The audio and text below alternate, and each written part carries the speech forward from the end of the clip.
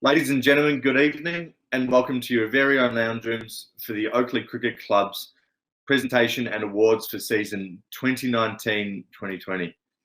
I'm Jeff, the Big Man Latham, and it gives me the greatest of pleasure to introduce my co-host for tonight, Connor, the Burn Train Burn. Welcome, Connor. Thanks, Big Man. Welcome to yourself and obviously our viewers. Tonight we're here to celebrate another terrifically successful Oakleigh Cricket Club season, which saw us win premierships, rightfully of course, in the first and third 11, with all four sides making the finals once again. How do we do it? The club came agonisingly close in the race for a record 8 Ken Fuster Club Championships, falling short to Werribee by only 1.3 points, which is a testament to the coaching staff and the players again, I think, this year. Tonight, we'll see us also celebrate the achievements of our best performed players and officials and award the 2019-20 trophy winners. Now, there's some of the outstanding performances across the grades are the likes of, first, Alex Jones, Connor Byrne, and Brendan McGuinness. And of course, in the second 11, we had really high performers like John O'Keefe, Matty Stamps, Ollie Ormerod, and Jimmy Benn. Third 11 starred Ben Hogan, Dinesh Patel, Anthony Howes, and Big Ben Cuthbertson. And of course, in the fourth 11, we had Ryan Chaps, Tom Reed for a bit of the season, Taria Ponzo, and Reese Williams, the new fella. We might be able to expect these guys to perform pretty strongly across the night with the awards. But for me, my roughie for tonight would have to be the people's favourite, John Keogh, to dominate the threes batting award. He had start throughout the whole year. Not sure if he ended up getting a score, but always was able to get a start on the board. So what do you reckon, Con? Yeah, Big. I always rate someone that averages 12, so I'm with you on John Keogh. But I thought the bromance might have finished when he went back to England, but apparently not. I actually like the look of Andrew Homer Splatt, actually. He dropped a lot of catches off my bowling this year, but he took some big wickets, and we know the coaches love him. He's good at training, and that's always important for votes. So we might see him feature, I think. Yeah, it does train well. We'll see all of this unfold throughout tonight's event, and in addition, we'll be meeting some of the new boys who will don the purple and gold next year. Can't wait for that. But before we get into the awards, we would firstly like to welcome our loyal sponsors. We love these guys. Bendigo Bank, Rotary Oakleigh, All Fours Carpet Gallery, JT and Gaz, Junkia, Rosstown, we love them, Monash Council, Steve Demopoulos, MP, is going to get us a big new spin the wheel, and a big new handstand, 120 mil, Steve. Ray White, Mortgage Choice, Craig Allen and Associates, Baker's Delight, Best Pizza Rolls in Melbourne. Sonorama Oakleigh, Blaze Art, Spring Osteo, Elite School Photography, iCare Plus, MPR Plumbing, Coda Terra, we love those guys. You love those guys, Jeff. Icon Sports, and Kookaburra. We have a lot of love for the organisations and people that support us, so please go out and support them, especially at this time.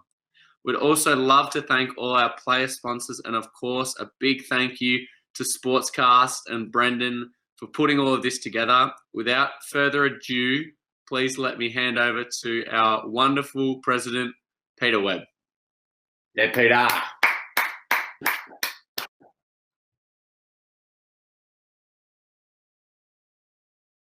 Thank you, Connor and Jeff. Hello, everyone, and welcome to presentation night. Obviously, we're in a very different setting this year in our lounge rooms as compared to the lovely Rosstown Hotel. But importantly, we have the opportunity to celebrate the many individual team and club successes from last season. I'd like to acknowledge every single person in the Oakleigh Cricket Club community. What a beautiful bunch you are. You play an incredible part in our ongoing success. For our club and player sponsors, the coterie members in the Lobster Club, the Solid Oaks, our life members, the Board of Management, the coaches, our magnificent group of players, our volunteers, and very importantly, our families and supporters. Thank you. We're the sum of many parts at Oakleigh, and rely heavily on everyone pulling in the same direction. Season 2019-20 was obviously another outstanding season for the club. However, we are not resting on our laurels. The club has been extremely busy in the off-season, ensuring that we're going to be extremely competitive yet again. 19 years in a row is what we're looking for, to get the first in the finals and every other team in the finals as well. Although there is a cloud of uncertainty over the new season, we are planning to attack the season in our normal way: methodical, determined and aggressive. I congratulate all the winners of the awards tonight. You deserve all the kudos. You deserve all the kudos you will receive. I wish I was there, could be there to give you a great round of applause and a hug and a kiss, but I can't. You'll hear me perhaps. Enjoy the evening. I can't wait to see you all in the future, in person. Stay safe and healthy, and go the Mighty Oaks. All right, so next up, very prestigious award that not many of us are lucky enough to get. You know, you got to put in a lot of hard work, and they say that to get this award, it's not just about what you have done for the club. It's about, if you were to leave at this point in time, you'd still be remembered as a really high quality Oakleigh person. And this man definitely is. I'm very proud to announce that Daniel Junkier is our newest life member. Firstly, welcome and congratulations, Junks. Thank you very much, Leith. Thanks for those kind words, mate. I appreciate it. Now, have you prepared a few words for us at all? I have. It's something pretty brief, I think, but I just didn't want to miss anyone. I played for 15 plus years, and I just wanted just this time to thank a few people. So I've just prepared something, and I'll just read it off to you now, if that's okay. Absolutely, mate. Go for it. So first and foremost, I just wanted to thank the Oakleigh Cricket Club. It's given me memories and friendships that will last a lifetime. It's truly a humbling experience to receive such an honour. When I think of all the kind of past greats that have won it in the past, the last 15 plus years, 200 games, this great club has been a roller coaster of highs and lows. I'll be forever indebted to this great club, who through its people have shaped me not only as a cricketer, but the person, the teammate, the husband and the father that I am. And I can't thank you enough. Any club is only as good as the people you have in it, and you two are testament to that as well. So having talent is one thing, but being a quality person, that's everything, and that's what sets this great club apart. I've said this before, but I haven't won any personal accolade through my career, but I've hoped that I've had a great influence on the culture of our great club. In particular, first 11, because I've played most of my time there, and where was I now? Just having a part in creating the culture at the club and playing hard, but having fun at the same time, which again you boys do as well. Was my ethos when I played. Winning was the most important thing to me over everything. Personal success, you just wanted to win, and that's all I cared about. Some of my most enjoyable games were the ones I would sit back in the pavilion with Penny. I'd usually be batting down at the tail end of the innings. We'd sit back and watch.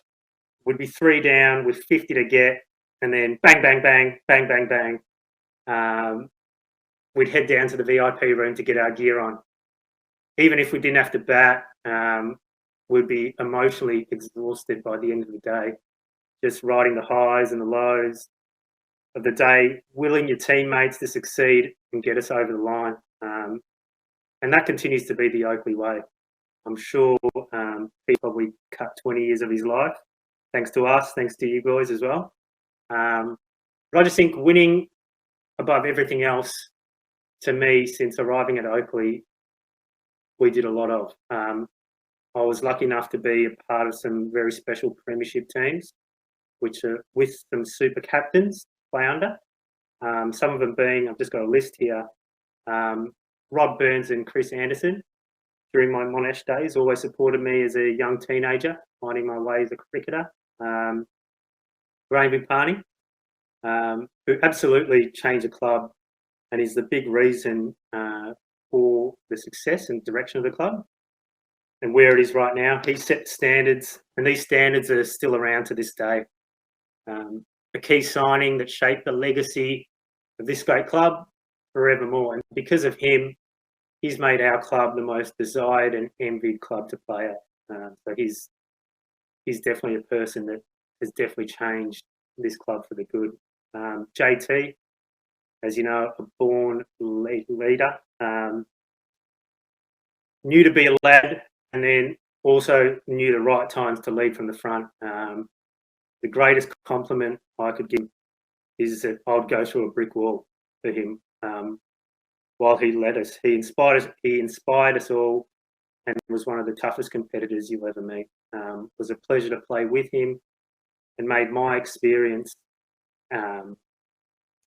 as a player that much better with him at the club, and just a champion bloke. So thank you. There's also BJ, super talented and just a good person, first and foremost. He's always supported me and has always given me the confidence to reach for the stars. So thank you as well, BJ. The actual game of cricket is something I don't miss as much as the players I played with. I just don't understand how, you get players out there that chase a little bit of coin, but go and play, which clubs blokes. I just don't get it. So just to continue, what has been most, as I said, is the people I've played with. And it would be remiss of me not to mention a few of them. If I can just scroll through here. First of all, Spike. I played most of my career with you. I had the best seat in the house to watch bowling artistry at its best. We both started as young kids at Oakleigh, and the club was much, much older then. It's not like how it is now, how you get teenagers, 14-year-olds, 16-year-olds, 20-year-olds. It was just me and Penny and old farts. So that's how the club was back then. And I just want to say it's been an absolute joy to play with you, mate. We started as the young kids, but now we kind of left the club as those old guys with kids. Those close wins, sitting in the VIP room, as you guys would do now, they're just the best. Like, there's nothing better than just a good hard fought win, and you just sit back and just enjoy each other's company, and just talk about all the things that you did and the things you could have done. And they're the type of things that I'll kind of miss most. The Splat Boys, just such talented cricketers, the both of them, and they're even better people. They just like I guess the ethos of our team is they just want to win at all costs, and sometimes they put their own personal agendas behind them, and they just want to whether they've got to bat 6 or 8 or 10 or not bowl or do whatever for the team. Those two guys do it all the time, and they always put team before them, and they're a big reason why we've done so well. The Baz and Whale, two of the best spinners I've played with. And I've had the best seat in the house, being the wicket keeper. We've just enjoyed so many laughs together. And yeah, they're just good dudes. I've played with a lot of good dudes over my time, and I just want to reel a few of the boys that I've played a lot of cricket with: the Jones boys, Rabs, Dangles, Pando, Hammer, Spence, Donners, Nordo, Towney. Having played most of my cricket with you wouldn't be half as good without those people that you spend most of your day with. I'm just viewing. I didn't get to play more with you two boys, because you two, I guess, are cut from the same cloth. That you just want to win at all. You just want to win at all costs, and I just think you know, our club's in great hands with you guys. You guys are that next batch that that are all made of that same thing. You know, win at all costs. I'm not there to make friends with whoever I'm playing with. You have what I want, and I want to win. So I think the club's in great hands, and I think it's a job of boys like you who live and breathe it to really embrace those boys who kind of don't know what it takes to go. Here's how we play. And I think you know, that's incumbent of you and you, Connor, as well, just to make sure that continues on. I'll just go back to where I was. Just also a special mention to Simon Street. I'm not sure whether you're familiar with the story when he came down. When Simon came to Oakleigh is probably the most difficult time for me. You know, hearing that he was going to take the gloves for that upcoming year, yeah, it was like a knife to the heart. Like, I was just like, oh my God, like, what do I do now?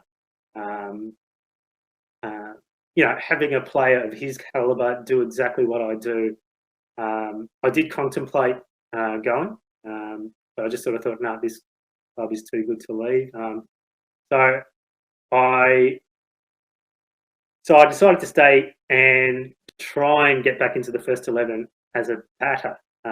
It just made me work hard and get back in the team, which I did. And as hard as it was at the time, I just wouldn't change it. I just think it just made me a better cricketer, and it just made me work hard. So to Simon Street, you may not know that, you know, because I watched the way he went about things, and he always did it the right way, and he's a good fella. So thanks, Blood. Lastly, one of my best mates, Daryl Mendez, who I played my entire career with. We've come a long ways. We decided to play together when we were 19. It's only fitting we were both awarded this award in consecutive years, given we started our careers together. Your passion for everything is second to none.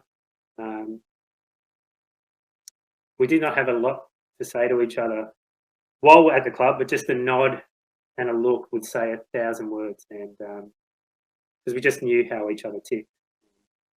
And I wish him nothing but happiness in his next chapter of life. To Peter Webb, just his passion for the club makes you want to play for him, as you guys would know. And it just makes that win all worthwhile just to see his face at the end of the day. You know, that's the type of stuff that you play for. Peter and Glenda, you know, they've become part of the furniture and continue to support the club. And just small things like, for me, introducing those meals on a Thursday night, as hard as it is, sometimes you gloss over it, but I think that's had a big part of us coming together. I just think there's nothing better at the end of training, just to have a meal with your teammates and just talk shit for a little bit. I just find that something that probably all clubs don't do. To the elder statesmen, Crofty, Rowley, Tolls, Ivor, Richard, Blase and Trent, thank you for your support throughout the years at Oakleigh. Finally, to my wife, Jenny, who supported me from day one. She's the wife goat, I call her. And just thank you for being her, or for being you, and thank you for your unwavering support with everything I do.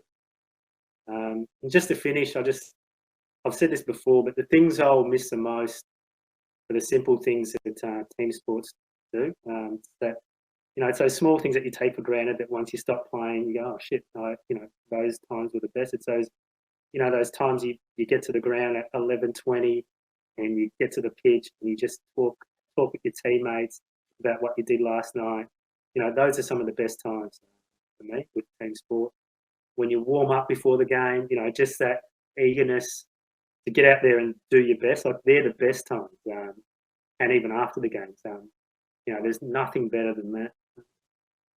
And just to finish, I don't want to bore anyone. And again, I've said it before, and I just think what sets us apart is with some clubs you play with teammates, but when you play at Oakleigh, I think you play with family. You play for your teammates, but you bleed for your family, if that makes sense.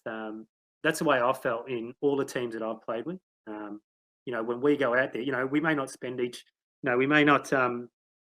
spend time outside of the game, but when you put on this, or not a tie, but when you put on your hat and you cross that line, you do anything to see your teammates succeed, and you just want to win. That's all I wanted to do. I don't care about anything else, because if we win, we're that much closer to trying to win a flag, and that's all we play for. And I think, if I was to take anything out of my career, I think I've had a small influence in building that, with a whole heap of other guys as well, is to build that culture within the team that you play with.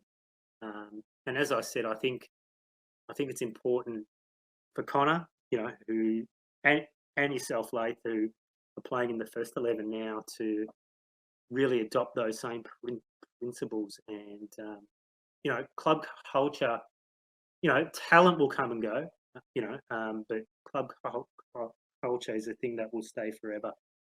And if we've got you two playing for the next 10 years, I think the club's going to be in pretty good shape. So that's about it from me.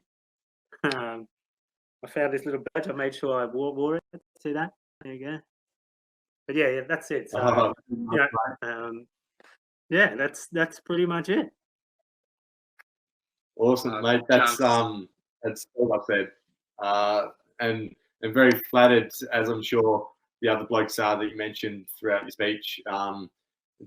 Would have been an absolute pleasure to play with you longer. I think I had probably 2 or 3 games with you, and those were outstanding. And the sort of things that you've put in place, like you said, like you were there right at the start when Graham and Parney came through, and this new culture that you talked about came through, and you're a part of all that, mate. And you've made a huge impact at the club.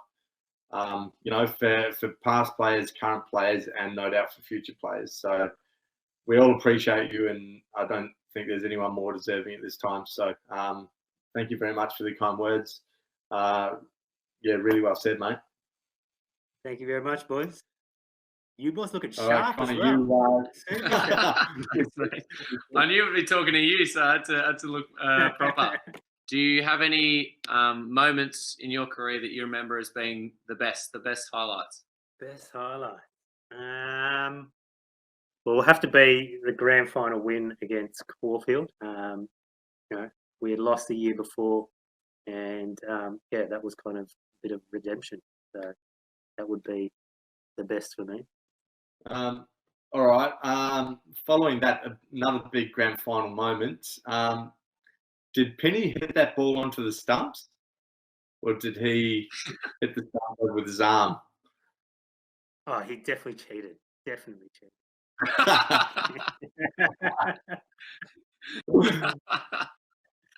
But it's out in the book. It's out in the book. Speaking of Penny, like I said, I had the pleasure of playing 1 or 2 games with you. You spoke about having the best seat in the house to the art of watching Penny bowl. Must have been pretty amazing watching me bowl too. Oh, it was just as good. That's why I called him Junior Penny. Junior Penny. Oh, no. Don't give him anything. Oh, no way. Junks, we saw you put the gloves on down in the fours for what I assume was the first time to play with your great mate and premiership hero from 2010-11, Daryl Mendes. Can you tell us about your fours game? My fours game. It was the worst game of cricket you'll ever see. Oh my God. We had one. There was one bloke. He came out with a mouth guard on. I'm like, what are you doing, man? No, but I did enjoy. I did enjoy playing with him. Like that was one of the things. We played so long together. It was actually great to actually keep to him. But yeah, the actual game itself and the opposition, no good. No good. No good. Oh well. Yeah, I think you got most of our questions in your speech. You covered everything pretty well, mate. So, absolute pleasure to have you on, though. And once again, congratulations. It's incredible achievement that I'm sure we're all pretty keen to one day hopefully get as well. But something for us to look up to. But no, I really appreciate your time, mate. Beautiful. The club's in great hands. Cheers, James. Thanks, mate. Great to speak to you. Cheers, mate. Cheers, boys. Thank you. Okay, so our next guest, I'm very excited to have this person with us. The great Michael Splatt. We've got a few things to run through with Mick tonight, but we're going to start off with a celebration of his 20 years service at Oakleigh Career Club. 20 years, mate. That's a fantastic achievement. Have you got any strategies to make sure that you've got another 20 years with the new ball? No, I don't think so. Very much towards the end of the 20 years. I don't know. Latho's coming up behind me quick too. So, now what awards are you yet to win? You've obviously won a lot of your time at Oakleigh. What are you yet to knock off? Probably third 11 bowling and third 11 batting. That's probably the only thing, I think.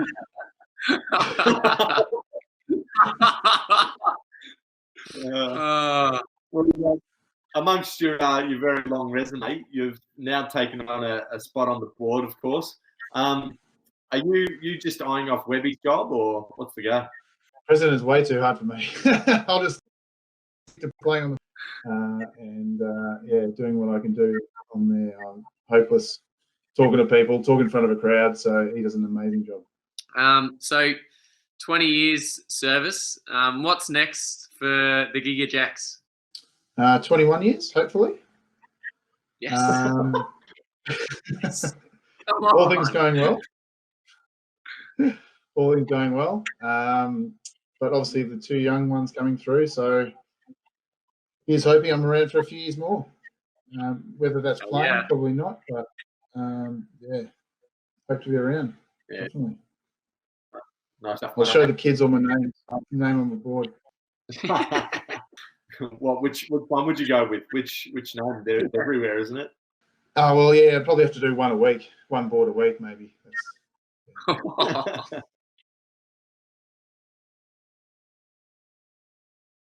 Our next guest, 10 years service, Jeff Latham. Jeff puts his absolute heart and soul into the Oaks on and off the field.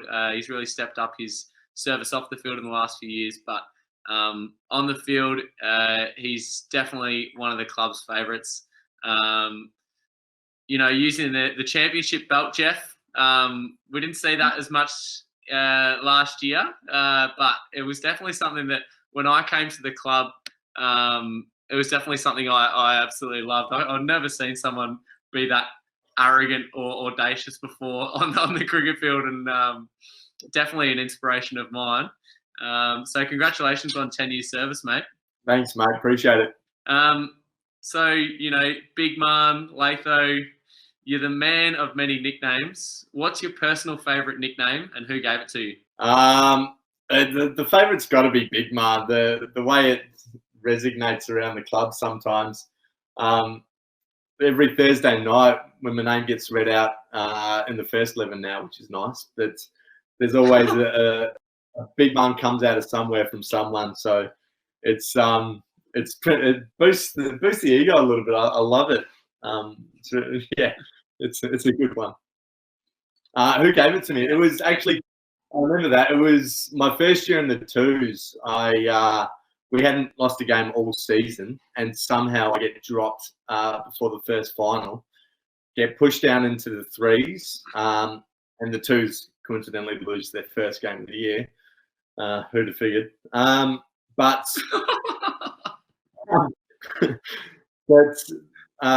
yeah, so I played that game against, I think it was Mount Waverley in the threes, the qualifying final, and I'm pretty sure it was Jimmy Benn started giving it a bit of a go, and it caught on like fire. So pretty happy with that one, actually. Yeah, no, that definitely makes sense. Jimmy Benn is the leader of the Peanut Gallery at Oakleigh, so I can definitely believe that. You've been known to fluctuate between the fit man and the big man. Where are you at now? Yeah, it definitely fluctuates a fair bit.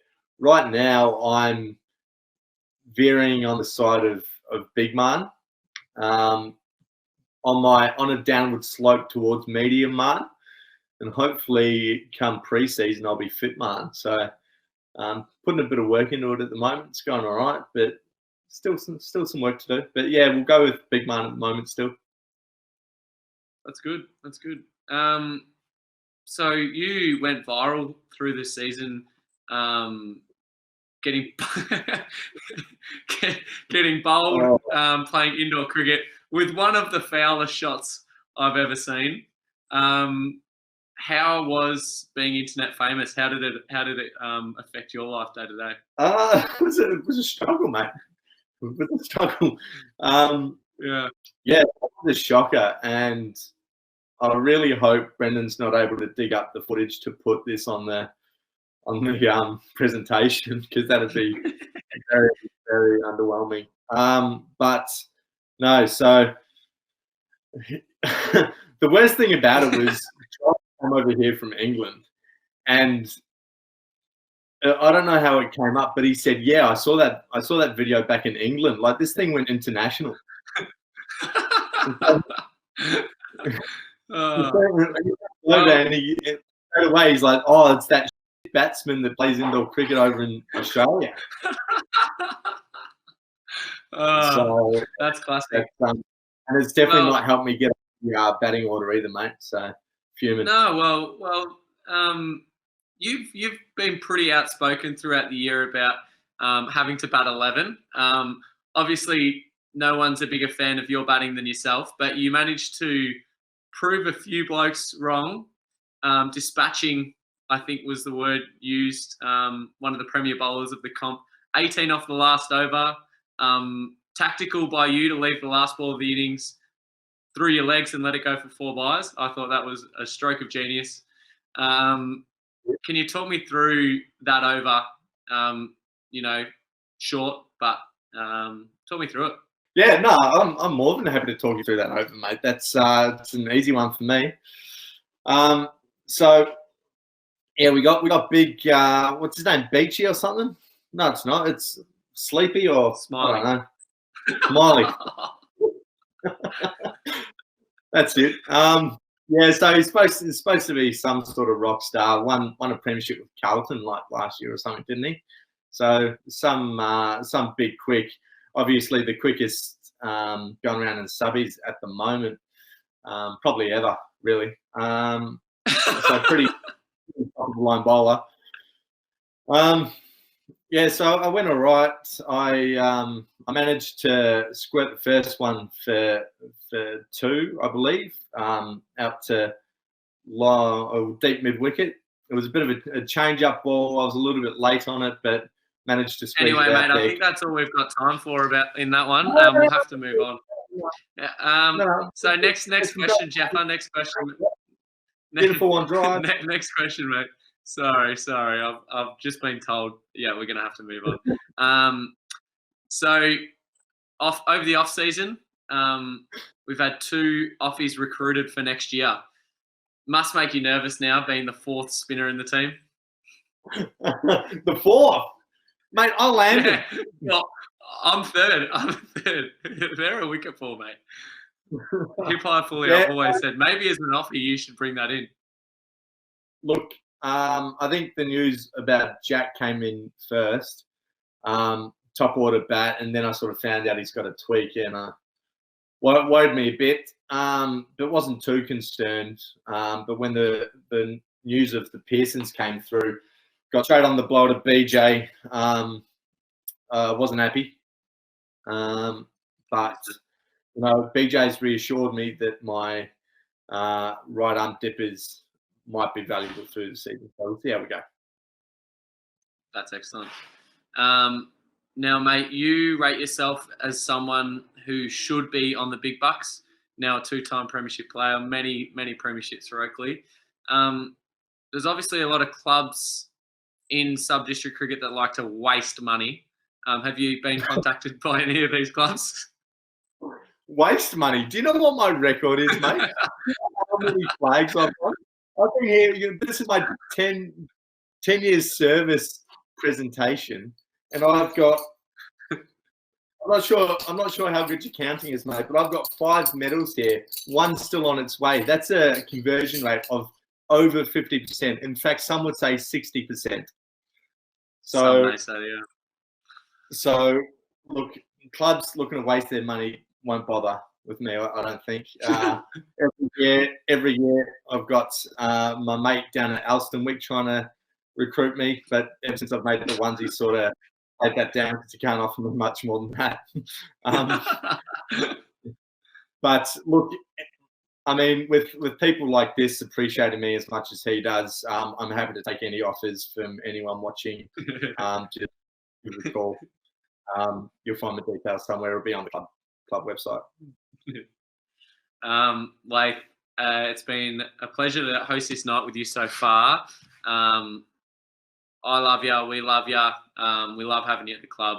I hope it's 10 more, 20 more, 30 more years playing cricket with you, mate. I absolutely love it. Congratulations on 10 years, and here's to many more. Cheers, mate. Absolute pleasure. Andrew, sorry, we're looking for your brother. Is he around? No, mate. He doesn't live with me. He doesn't live with you. Shame. We'll have to. We'll do you, I guess. Oh, it says you've. Oh no, sorry. Congratulations. I think actually you've played 300 games for the Oaks. Congratulations, mate. Oh, yeah. Yes. So Well, we're meant to be speaking to you. That's excellent. 300 games for the Oaks. Any standouts? Any very memorable games? Any very memorable moments? Anything like that? Probably the grand final this year was pretty memorable. What did you like about that game specifically? Because not having to get on the pitch and still being declared the winners. So declared the winners on a Thursday night's pretty impressive. Yeah, definitely. You were somehow still best on that weekend. Well, only comes out once or twice a year, but you still got to show the young pups what you've got going. Yeah, you definitely showed me out, that's for sure. That's the way, mate. Now, for those who haven't heard, which isn't many of us, how many flags have you actually won at Oakleigh? Geez, I don't really keep too much track. I think it might be 7. Actually, 8 if you include winter cricket. So we don't. Well, we don't. Okay. Yeah, we don't. 7's good. 7's really good. Are you wearing your medal? Oh, yeah, of course I am. Yeah, you'd be go the Oaks. No, 2 flags, 1 day of cricket. That's a pretty good record. Yeah, it's not bad. Not bad.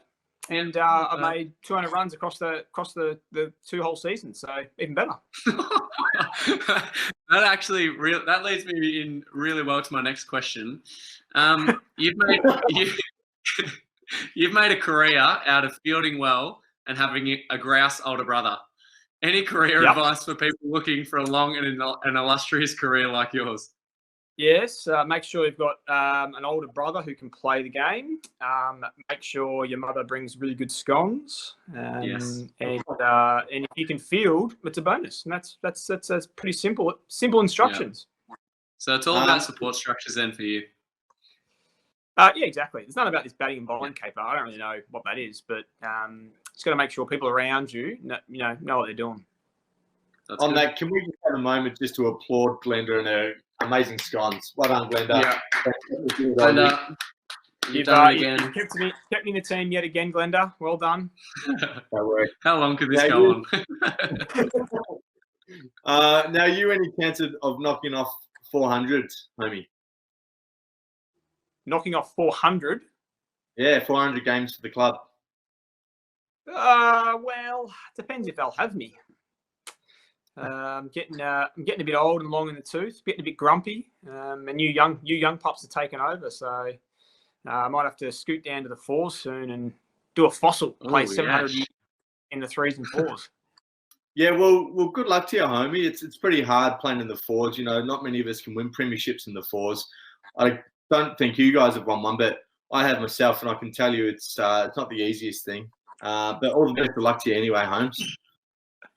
All right, well played. It's rare as hen's teeth, the 411 flag. So I would keep that medal very safe. It's worth a lot of money, that one. All right, homie. What does next year hold for you?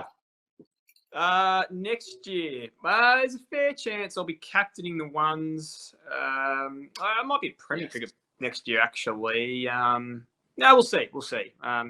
Probably captain the ones instead of going to Premier. Probably got a good, probably one or two good first 11 games left to me. So I think that's probably good enough for captaincy. Over a 7-year stretch, that looks pretty good for you.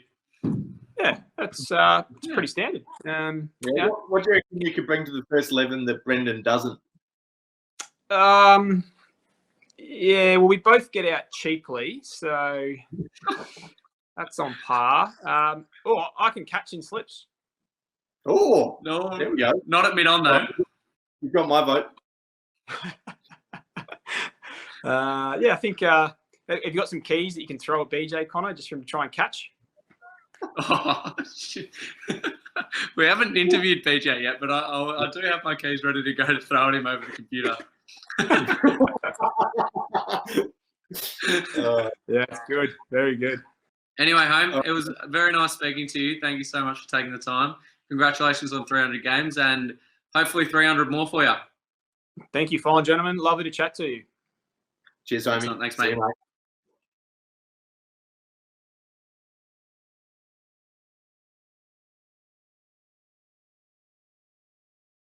So we've got Elliot up here, played his 200th game this year. Congratulations, Elliot. Well done, Al. So, thanks, mate. 200 games so far, most of them juniors, correct? Yeah, more than half. Yep. Yeah, right. So what are some highlights of your illustrious career? Keep them senior related, please. So, well, I started in the under-11s. Oh, jeez. I'm not sure we've got time. Yeah. Started at age 8. Made 6 in my first game, so that was a good start. And haven't looked back from there. So haven't looked back. Do you have any specific match highlights in those 200 games? Any matches that stand out, or partnerships, performances, anything like that? Oh, I think the finals are what you remember the most. I think I have a great memory of one of the thirds flags being not out in the grand final we won. So I was batting with Will Taylor. That was just things like that, bringing it home, and then you come into the boys and you're a hero, and it's pretty. That'd have to be up there. Yeah, nice. You were a hero a few times this year as well. Those hook shots against St Berners, they stand out for me this year. Ooh. Yeah, they were big. They're still coming down, I heard. I didn't measure them on Google Maps like you did, though, Con. So. That was against a pretty formidable bowler as well, wasn't it? Yeah, look, he's played a pretty high level of cricket. So would you say he's probably one of the better bowlers in sub-district cricket?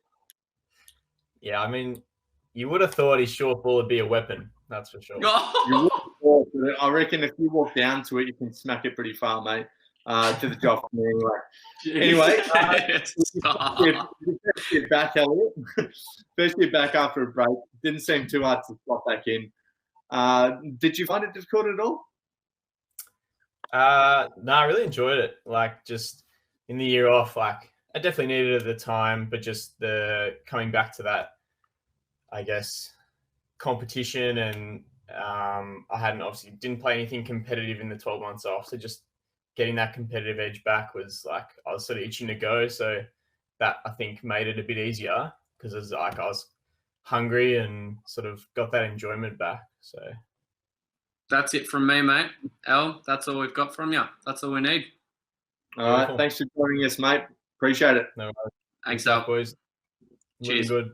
So our next guest tonight is Ryan Chappell. So, Chaps, how are you, mate? First award for you is 200 games for the Oaks. It's an amazing achievement. Well done. Where have you played majority of those games? I think majority would be in the threes. Yeah, so yeah, threes, and then probably fours, and then twos. Not good enough to play the ones. Like a couple of guys there. Mate, you're in rich company here. But now, what sort of wisdom have you been able? What sort of wisdom have you been able to acquire over your illustrious 200-game career? Probably the most important thing that I always take in is a hard-earned 30 not out is better than a flashy 15 out. So you got to work hard, and you got to take advantage when it's there. Otherwise, yeah, you're just going to let things slip.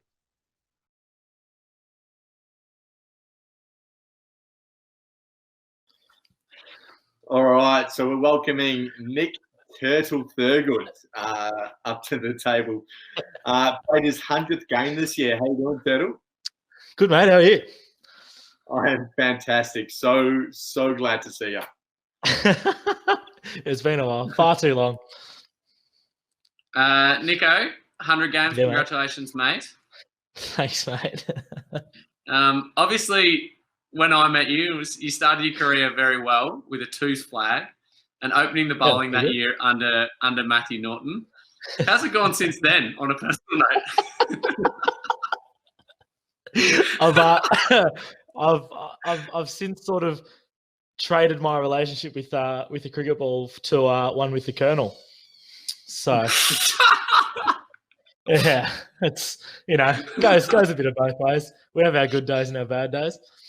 Yeah, it's a bit like that. Well, obviously, you've ramped up the social side of your game in the past 2 years, which I obviously love. I adore that about you. Are you hoping to follow in my footsteps and get your first 11 debut based purely on drinking ability? Absolutely, mate. I've thrown skill absolutely out the window. That is no longer a factor. It's been proven. You can be a beer-based selection, and there's no shame in it. There's no shame. Just try and get them to tell you early so that you don't rock up too hungover. I feel like it'd be wrong to turn up sober, to be honest. Yeah, that's what I thought. Yeah, well, that worked for you too. So. Yeah. So back to Connor's first question. Obviously, when you started, you were opening bowler, obviously with a big man, so that's why it made you look so good. But back then, you weren't much of a bat. I don't remember you ever wicket keeping. Have you ever just thought maybe I'll take it back a little bit, drop the batting, drop the keeping, just make yourself a one-trick pony again and dominate? Yeah, look, there's always that option, but I would like to bring in my earlier comments about my current relationships. There is a reason why wicket keeping has come around, and it is because it's far easier to stand behind the stumps for 80 overs than it is to bowl 20. So should be right. We'll see how we go. What about bowl 6 like you were doing most of the season? Yeah, no, it was great. Trent and I just had a synergy going, and he understood my game plan, which was which is clearly just short, sharp spells. And then maybe if Sadie wasn't feeling too well, that I'd just take the gloves. I love your work, mate. So, obviously, you're a big fan of the session after a game. You're always sticking around, having beers. That's why we love you. Now, we always find that you've got your phone paired to the speaker. How is this the case every single week, and why do we have to keep putting up with your crap music? But because, well, clearly everyone at the club's I'm just far too much of an imposing figure for them to try and take the phone off me. So, yeah. Very nice. It is what it is, mate. We'll do that. I've actually got a question from one of our fans, Rob Howes. Rob Howes wants to know, who has been a bigger influence on your career at Oakleigh, Mythos or Just Italy?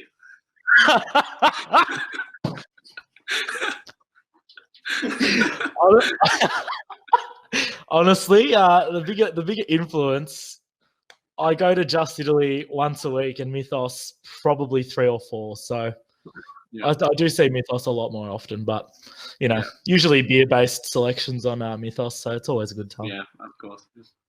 That's the way. Obviously, our interviews strayed a lot toward food. So keeping on that track, what is your go-to order at KFC? It's a hard one to think of. It's a large zinger burger, and I swap the wicked wings. Usually get an original tender, and now I'm on the double tender burger as well. It's pretty good. I used to get 2 sliders, but now the double tender burger is just value for money, mate. You can't say no. Of course. What can we see in your future at Oakleigh, mate?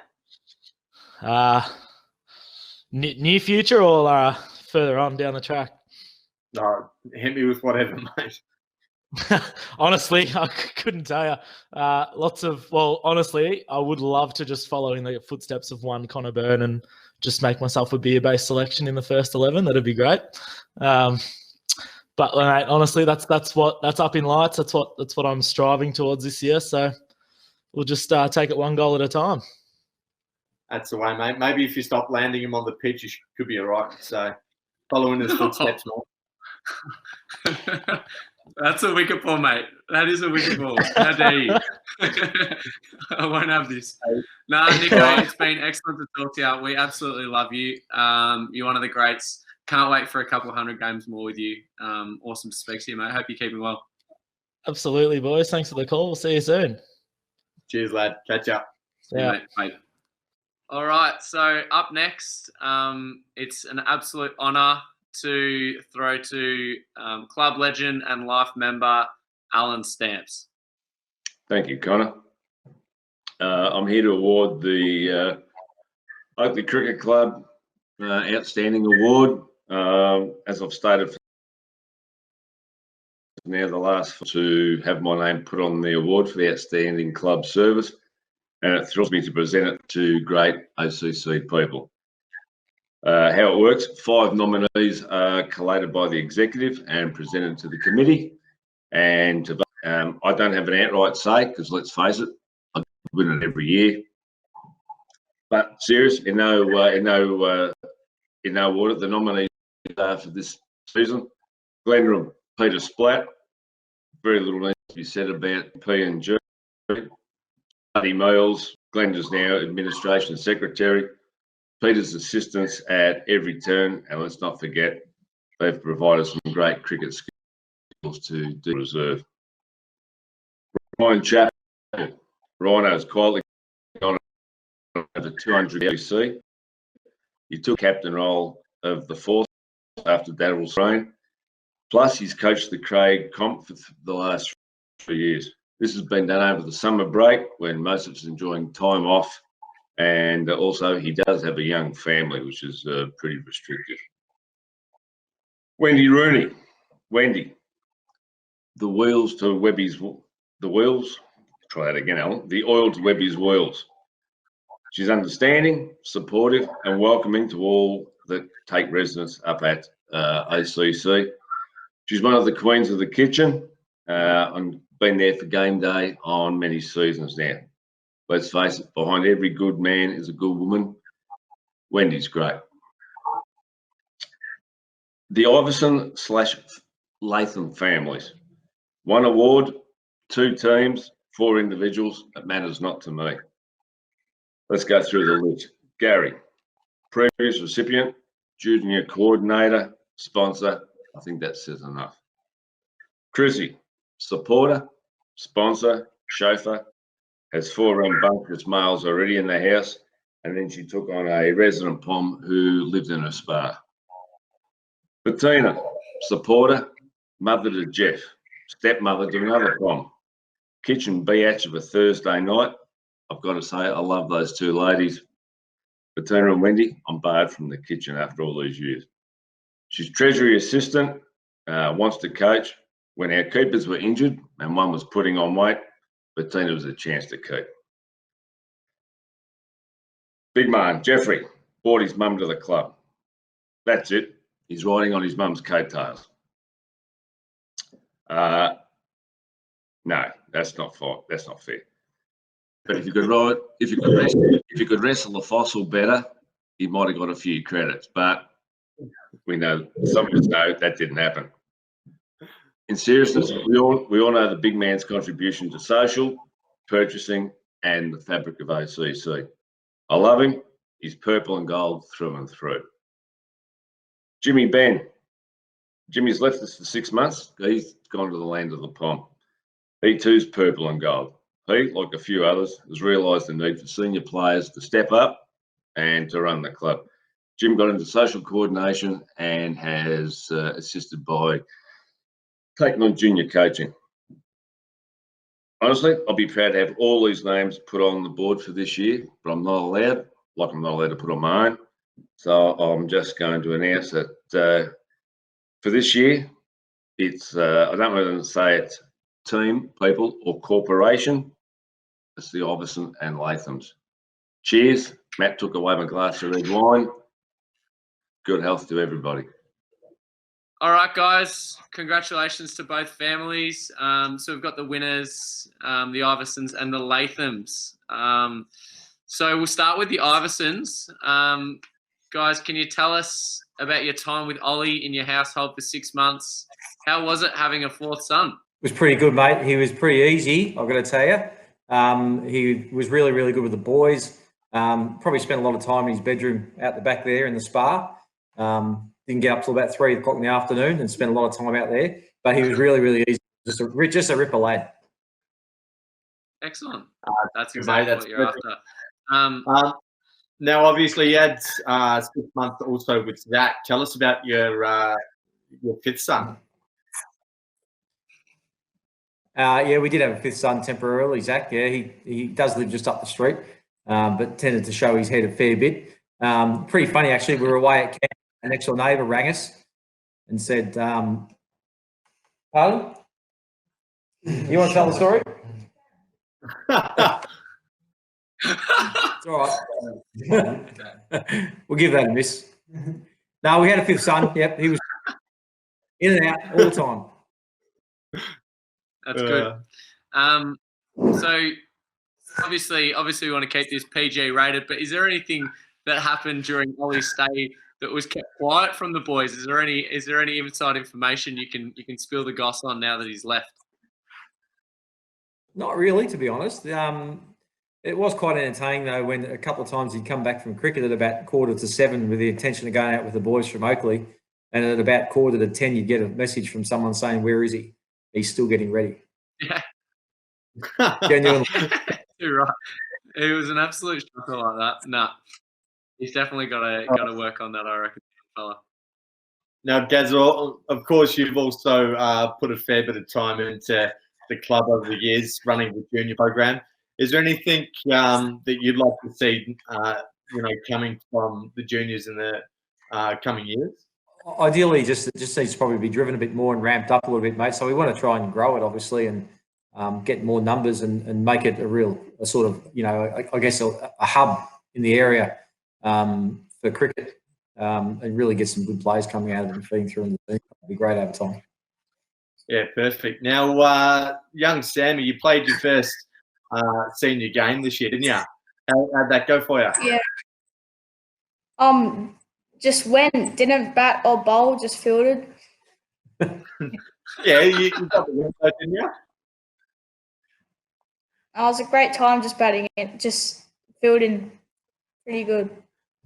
Beautiful. So I've got some questions for the Lathams now. Bettina, there might be a few people watching online that aren't fully aware of your contribution to the club. What do you do, and how did you begin to help around the place?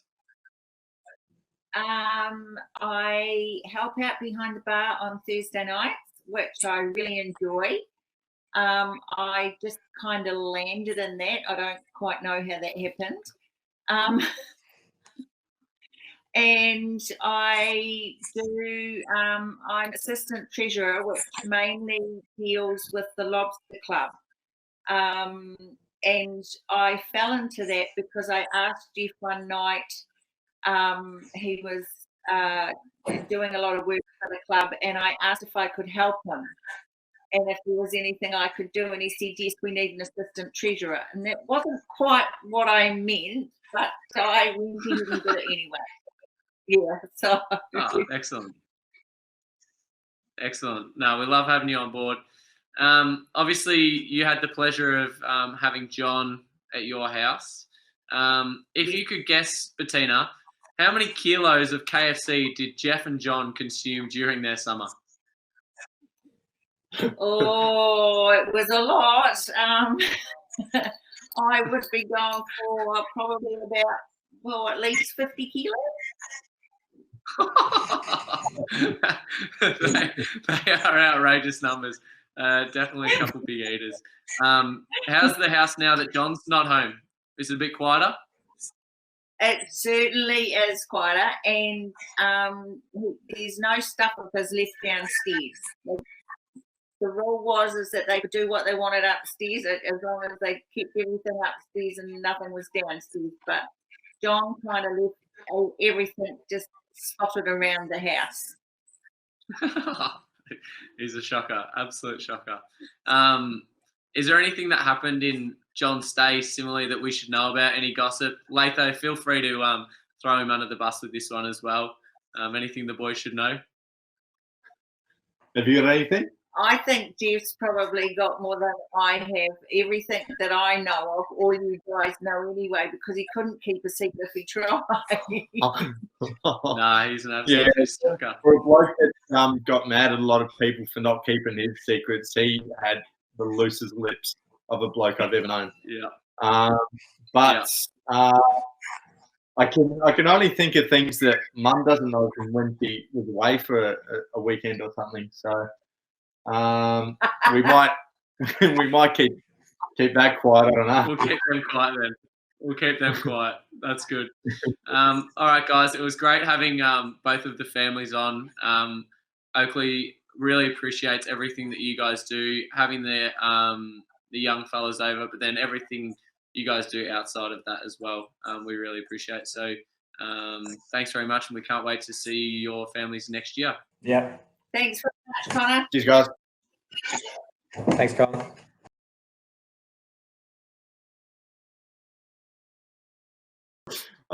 Next awards, it's the Lionel Dixon Award in recognition of outstanding service to financial and social activities. Our nominees for this one were Neil Croft, who coordinated the Lobster Club and the Solid Oaks membership, Michael Splatt, who coordinated the Play Sponsor Program and organised a successful wine drive. We Connor Byrne, the Burn Chain Bingo, but also leading coordinator of successful club functions, trivia nights, and the annual bowls events. Ben Hogan ran a successful player auction again, and we've got Matt Norton, who facilitated warm introductions of club-sponsored junk here and 2 businesses, which resulted in significant. The winners, we had dual winners for this award, and it is the 2 men I'm speaking with right now, Connor Byrne and Michael Splatt. Well done, gentlemen. Yes. Didn't run you down this time, Connor. 2 thumbs up. How dare you? Well, for this one, boys, an award that you have waited a long time to see, Jexy. How does it feel to finally get your hands on an award that many of your heroes, such as myself and Connor, have already won? No, that's a serious award, and I'm very surprised to win it, but or to join win it. I thought it was going to be Connor's for sure, but no, I much appreciate receiving the award. It's a great honour because you want to give back to the club because you take so much sometimes. You want to be able to give back, so to be rewarded with that, I guess, or recognised being able to do that is awesome. So you're part of the committee and you contribute a lot off the field. What made you want to start to do that sort of off-field stuff as well? Because you've got obviously a lot of commitments. I think just what I spoke about there is just I've been at the club for 20 years, but this is my first year on the board. So I just felt like it was time for me, and I felt like I wanted to and nearly needed to give back to the club in some way. And I feel like I want to do that more and more, and you feel yourself getting rewarded as well. So I very much encourage everyone to get involved, not just to playing cricket, but to fully immerse yourself in the club. And get behind Connor at events, help out where you can, and then as time goes on, you can lead your own thing.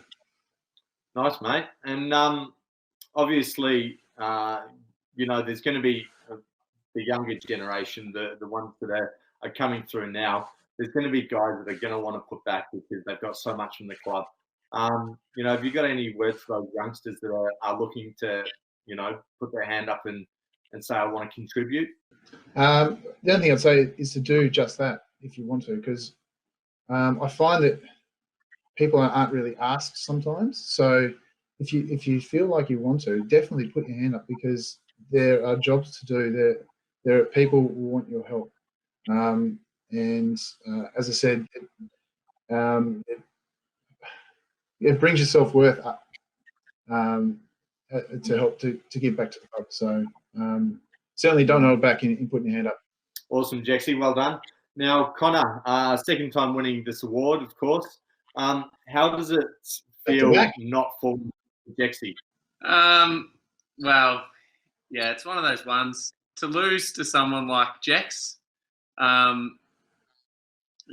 previous year when I made my debut, and the only thing that people could say is I made my debut because I was a good bloke and I hadn't made a run in 4 years at Oakleigh. So it's nice to be run down by Jex. But I love the social side of Oakleigh. That's the best part. So yeah, I love it. Nice, mate. Now, did you actually raise any funds this year? I just managed to convince everyone to come back for beers all the time, and that's like a massive fundraiser for us. No, good stuff. Obviously, a massive fundraiser for us throughout the year is Burn Train's Bingo. Anyone that doesn't know, Thursday night dinner, get down. The Burn Train will get around, take your money, and you've got a chance to win some goodies. But on the big wheel, of course. Now, that was obviously given onto you by the great Daniel Croft. I think there was a deal involved there. Are you looking at any youngsters to maybe, handball on again and pass it on? Yeah, I tried to give it to Tom Cashman, but then he went to another club. So I probably need to pick my targets a little better. Someone that's really actually going to stay. But yeah, that's definitely something I'm looking to handle. If you'd like to take it, Jeff. Well, I've seen your footy tapes, and you do struggle to hit a target. So, but I've done my duties. It was Latho's Lottos before. I passed it on to Crofty, of course. But I believe that you had a deal with Crofty. Wasn't Crofty doing your dishes after a Thursday night? Maybe you can, arrange a similar deal with one of the youngsters. Yeah, that could be arranged. If there's any young kids watching that want to do deals with me, I'm happy to turn blind eye with some things that happen around the club for the young fellas. So come and see me, really. Nobody listened to that. That's garbage. Now, I wanted to also ask you, Ben Shane, when did you think, at what point of the count were you convinced you had the Sam Blackburn trophy in the bag? That's a really interesting one. I think when Elliot played the knock of the season and carried his bat all the way through, I was fairly confident that Elliot might get 3 votes. But as we all know now that Paul Tulson has it out for me. So, I'm happy to move on. Look forward to next season. Yeah, so one last from me. I know you've been wanting to all night. Talk us through your big moment in the ones this year, your 6 against Clint Mackay. Yeah, well, obviously, the best moment of my life so far. I don't think I've told this story yet, so everyone, this will be new for everyone. It was just a slow ball that I picked up straight away off the hand. That slow ball of his has gotten many, many, many international cricketers out. No, we're just running out of time here, Connor. Jexy, you It was had 101 one last cricket. I measured it. one last question, Jexy? Yes, I do have a question for you. Now, you had a revelation of a cricket season, mate, so congratulations. Are you going to give away that footy gig so you can actually focus on cricket and actually become a really good player? Well, it's very easy to give away the footy at the moment. So, yeah, I'm already I'm already in the nets at the moment, spot bowling. So, I'm happy to be the 4th spinner behind next year. Well done, boys. Yeah, obviously a really good award to win, and the club does thank you for your efforts that you put towards fundraising and the social side of the club. So well done, and thank you very much. Cheers. Cheers to Jexy, superstar. On you, Jexy. Cheers. On you. Cheers. Thanks, mate. Have a great night. Can I just say thank you to all the girlfriends and wives that put up with us going, and families that put up with us going, away to cricket every weekend, plus a couple of nights a week. So it's appreciated by all the men, I'm sure. So I'm not sure if anyone's spoken about that earlier, but I think it just needs to be said that, it needs to be acknowledged that we are giving up a lot of time, and so are our families. Absolutely, mate. No, wise words. All right, our next award is the D.W. Nichol Award for the most promising young player. Our nominations this year for this award are Nick Thurgood, Tom Reed, Jack Iverson, Ethan Wright, and Zach Raymond. Our awards winner for this year, all those guys had outstanding years, but our award winner this year is young Jack Iverson. Welcome, mates. Welcome back, and well done. Congratulations. Thank you. Yeah, Jack, you had an absolutely outstanding year. Definitely a breakthrough year for you. So well done. You made your first 11 debut against Brighton Cricket Club. Can you tell us about your experience in that match and what you took out of it? Oh, well, the first week we obviously crumbled a little bit with the bat, and I got a chance to come in. I faced the opening bowlers when I was batting at 7, which was pretty tough. But I made duck the first week, and then we bowled, and Jack's got, I think, 2 quick wickets at the start, and then can't remember who got the other one, and then we ended up, close. 3 for, I think they ended up 3 for 76, chasing about 140. So yeah, it was just a great environment to play in that game. Just a lot of energy the first week. Obviously, we didn't get the job done, but it was very exciting. Now, what was it like coming into bat after Jim got knocked into next week? Well, it was pretty terrifying because that was probably the quickest ball I've ever faced by a mile. And obviously I didn't get rocked the first week, but the second week when I came back in, he got me pretty good in the glove. I just got it out of the way at the last second. But yeah, it was pretty terrifying. Well, you look more comfortable at the gym, mate, so that's not too bad. So, Jack, there's a big pressure on this answer. Who is your current favourite ones player? Tough question. Or probably BJ. Oh, He's no helped me way. with my game a lot. You are Yeah. begging for a game. You are absolutely begging for a game. That's a very, very smart answer. We'll ignore that one. What does next year look like for you, mate? Well, I'm not quite sure what I'm going to do yet, but obviously Oakleigh's a very good club and I'm willing to stay there. But, you know, if I get an opportunity in another club, then I might pursue that, but I'm not sure yet. Yeah, it's kind of 50-50 at the moment. So let me just clarify. When you say another club, you're talking district. You're not going to go play subbies. Yeah, district. Premier, yeah. Oh, yeah, good if word. I'm playing... Excellent. That's what we like to hear. So obviously playing Premier Cricket's a big goal for you. Is there any other goals you'd like to achieve in your cricket career? Oh, well, obviously making it to the top would be pretty good, but well, start off with small margins first and hopefully build up there towards the end. It's been awesome to speak to you, Jack. Congratulations on such a great year, winning the DW Nickel Memorial Trophy. Anyway, have a great night, mate. Thanks for talking to us. Thank you. Thank you, Jack. Cheers, mate. Cheers.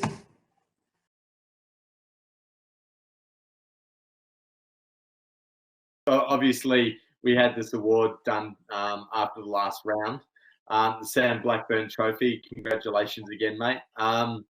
Now, on the night that we did the count, were there any serious threats for your award as the Sam Blackburn Trophy winner? I think there's one sitting here tonight that was, well, I'd say it was nearly robbed of the award, but he did get he did get all the second 11 votes, so I'm not sure it really counted anyway. Jeff,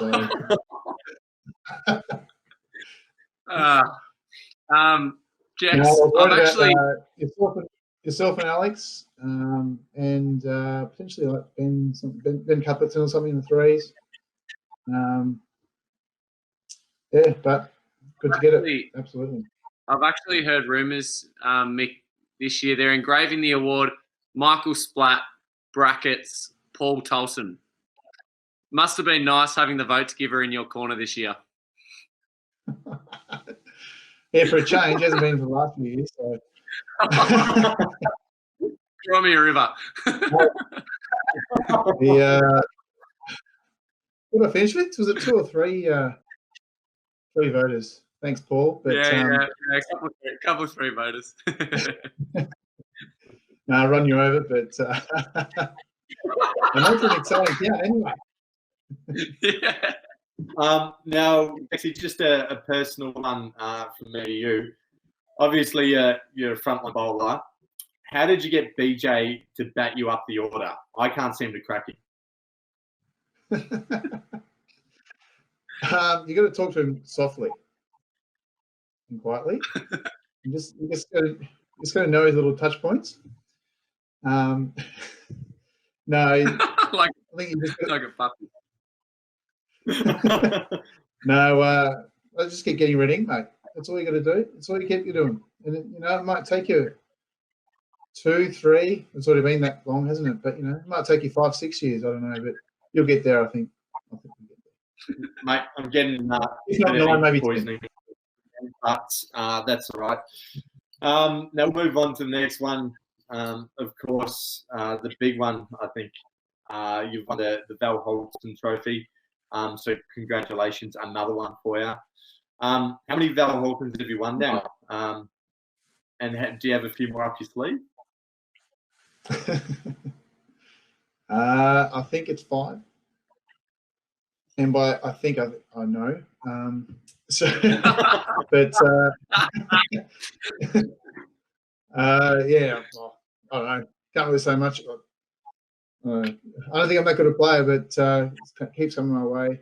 Obviously, being an all-rounder helps. So, how many minutes have I got left? There's people chasing me all the time. I'm waiting for Connor to catch me.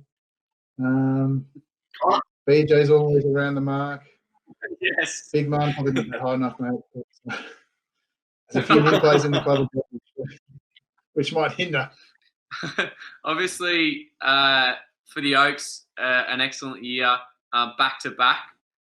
First time in, I think, 50 years. As one of the champion players of the league, what does it mean for you to be able to lead us and go back-to-back? It means a hell of a lot. We've been trying to do it for, first time has been in the finals for the last 18 years or something, and we haven't managed to crack the back-to-back, and there was one year we went undefeated until the grand final, and we lost that. So it has been a burning desire of mine to grab that title, the mantle, to grab the back-to-back, and to be able to do it is, it's incredible. And it's not just me, obviously, and BJ. It's the 11 to 15 blokes that that believed in BJ's message and brought to the team direction. And it's incredible to play in a team that can do that. The last couple of final series have been unbelievable. Next level, definitely.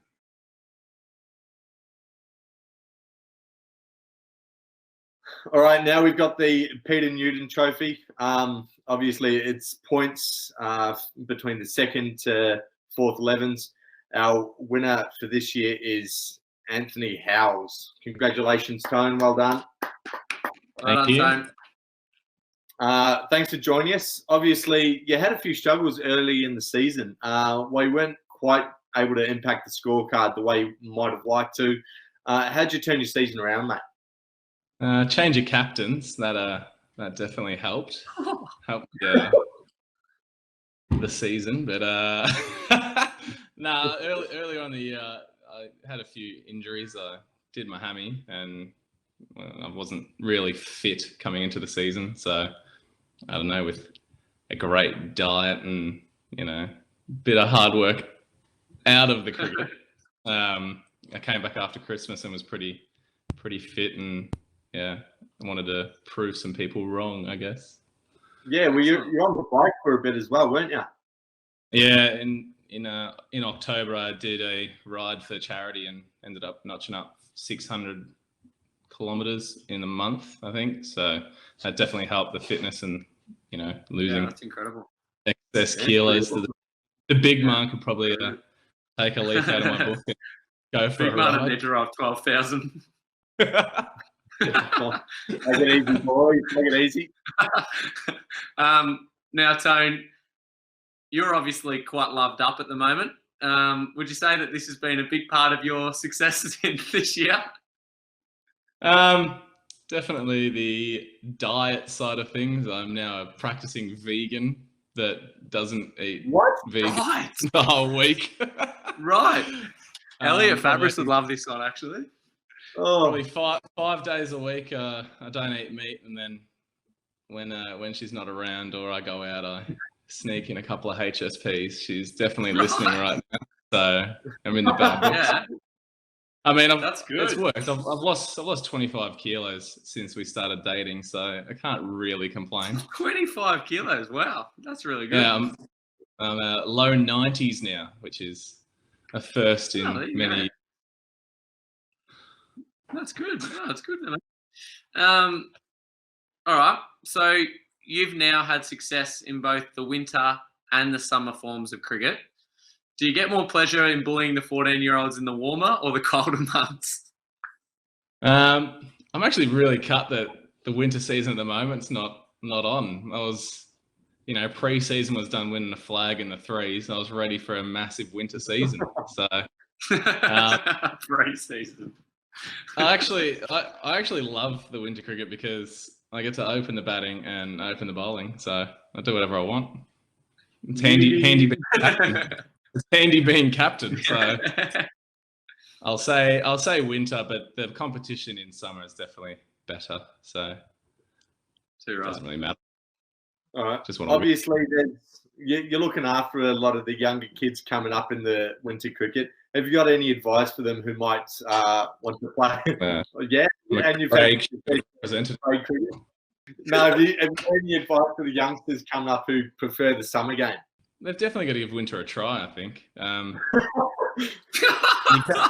You can't just go into a summer season. I think that's where they all, how many juniors are actually going through the ranks now and hanging around? They always head off to Premier Cricket chasing the dream, but I don't think they should be. I think they should get a couple of winter seasons under their belt, and then that's the real dream. That'll set them up for a big summer season. All those that'll blokes scare them into only playing cricket summer. All the blokes that played in the winter seasons, they're the ones that have performed early on in the season in summer. So you can't knock it. Yeah, there you go. That's true.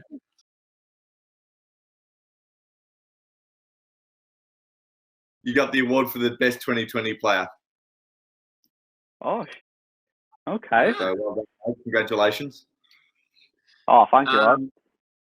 Ollie, is there anyone you'd like to thank for your time over here in Australia?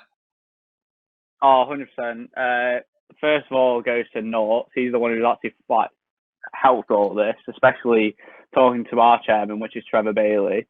Without them two talking, I wouldn't have been over there at all. So I'm very happy and thankful for that. Also, the Iveson family, they are absolute gems. What they did for me in 6 months, such nice people, made me feel really welcome, all that stuff. And lastly, all the lads in general in Oakleigh, made me feel so welcome. It was quite a shock at first, first 2 weeks, just getting my head around things, and then straight away, everyone makes you feel so welcome, so nice. Yeah, beautiful, Awesome. mate. We absolutely loved having you. How's it going back in England at the moment? Oh, boring as shit. Really, really bad. Got nothing to do. Literally nothing to do. Now, how'd you find your journey over here in general? And you mentioned the Ivesons already. What was it like living with them? Oh, it was good, but it was so hectic, especially with 3 lads in the house. Jack Iveson starters, biggest on the planet. Then it was Sammy Iveson, just very stealthy. Always got his way in the end because he's obviously so young. Then Will Iveson, the quietest kid on earth, however, the most deadliest human being alive when it comes in that house. He's the one who's gone massive, everything just bang. He's the one who starts all this shit, especially them fighting. That's brilliant. But Big Gazza on the other hand comes in clutch and absolutely kicks the shit out of him. So, yeah, it's good. It's really good. But yeah, it was actually so enjoyable. Yeah. Did you ever get involved in the tussles between the boys? Oh, 100%. Went for a wrestle. Win rate is, what was it? 1-8, drew 2, apparently. Oh, really? Drew 2. Not so bad. Yeah. Oh, we're obviously looking forward to seeing you again on the festival tour as a DJ. 100%. Will Zach Raymond be travelling around the country in your pocket like he did all last summer? Yeah. Ooh, could be. Actually, could be. Good question, that. That's good. Well, speaking about Zach, how often are you FaceTiming him? Obviously, you miss him a bit. Literally not FaceTime once yet. Still waiting on a FaceTime, honestly. Not a chance. Wow. I know, honestly. Trouble in paradise, mate. Not a chance. Now, mate. we can see you dressed up for the occasion, mate. You've gone full kit or what? Yeah, full kit wanker. He's got a full kit Mate, on. this is why you've won the award. This is why you've won the 2020 award. You've not got out of your 2020 kit since you've left. No. Alex No. Jones, I'm still very reminiscing. happy with that. Still reminiscing. Thorny's right in my Very pocket. Don't worry. Very good. Very good. Very good. All right, mate. It's been a pleasure to talk to you. Pleasure to see your face again. Perfect, Hopefully lads, we can chat to you soon. I hope you're staying well. We'll see you later. Oh, 100%. You too, lads. You too. Cheers, mate. Congrats, mate. Cheers. Bye, boys. Cheers. Thank you. Next award is the one's batting average. This one will come as no surprise. The great Brendan McGuinness.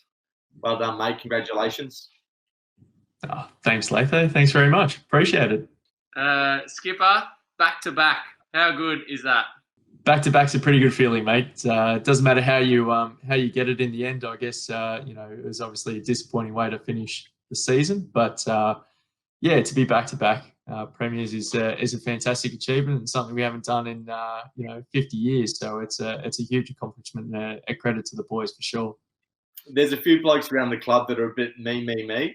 You're not one of them. But I was hoping you'd be able to tell us about your year personally. Well, look, it was all looking pretty rosy before Christmas, and it was nice to be in the runs. But I don't know what happened when the clock struck midnight on January 1st this year. But I clearly upset someone. It all went pear-shaped, and yeah, just all the wheels fell off. So wasn't a great year for me personally, unfortunately. But it was good to get some runs early on in the year and get off to a good start. But more importantly, it's always been about the team and the team first. But I think the most pleasing aspect of the batting this year was that we managed to win games with individuals stepping up and contributing, which is great. One of your esteemed co-hosts, Connor Byrne, starring early on, particularly against Brunswick, which I'm sure he would have told you about already numerous times during the broadcast. And Elliot Fabris as well was outstanding as well. Particularly early on. And of course Vince towards the back end of the year as well. So a bit of a mix of the old and the new, but it was always really pleasing to see someone step up and sort of own the innings. So I don't think we had anyone that really dominated with the bat this year, but we still managed to keep getting the wins, which was fantastic. Yeah, excellent, mate. So back to back, one's batting. Is there anyone you'd like to thank? I mean, I couldn't go past you two, the magnificent co-hosts of this evening. It's really good, honestly, as an older bloke, that's been playing for quite some time. Getting on a bit and to see the young blokes coming through, I think it just gives me a bit of a pep up, and it just keeps me interested and completely engaged in the club and playing cricket. It's good. You guys are a real good shot in the arm, and really enjoy the banter and the camaraderie we share. Of course, I guess it goes without saying that we should be very thankful for the hard work that the board, particularly exceptionally well led by Webby, do for all of us. Cricket and the cricket club is more than just about playing on a Saturday. It's everything that goes into it, and a lot of the work in the background as well. Webby and the board, particularly Shieldsy and Nordo, as well as all the other members of the board, do a tremendous amount of work behind the scenes that sometimes we don't see. And sometimes we take for granted. So, it's fantastic. So a special thank you to them. And, of course, everything else, the subbies, umpires and the ground staff and everyone else and the players. It was a fantastic year. We should be very proud of what we achieved despite, the abrupt end to the season. But to come so close to winning an 8th Ken Fuster Club Championship, and to win the first and third 11 flags, or be awarded the first and third 11 flags this year, and have both teams go back to back, is just a fantastic effort and a good reward for a very good season. So, a question from me: whose drop catch was worse, Latho's in the practice game or yours in the semi? It's a line ball call, but. I tell you what, mine was easy. You'll never see a person more dark on himself for dropping such an easy catch. But I tell you what, there wasn't a hole big enough for the great man to hide in after that drop catch in the practice match at Benalla. Even the batsman, even though he was halfway off the field, and you still managed to drop it late. I think it was harder to drop than it was to catch. So I think you take that one, mate. Sorry.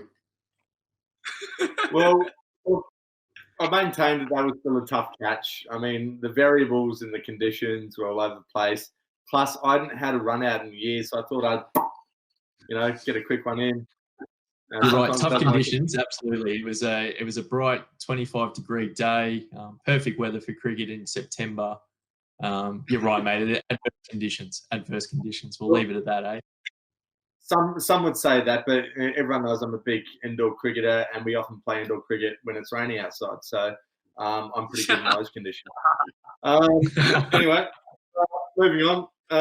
I just wanted to ask, Brendan, is it true that you bat me at number 11 to increase your chances of winning this award? Guilty.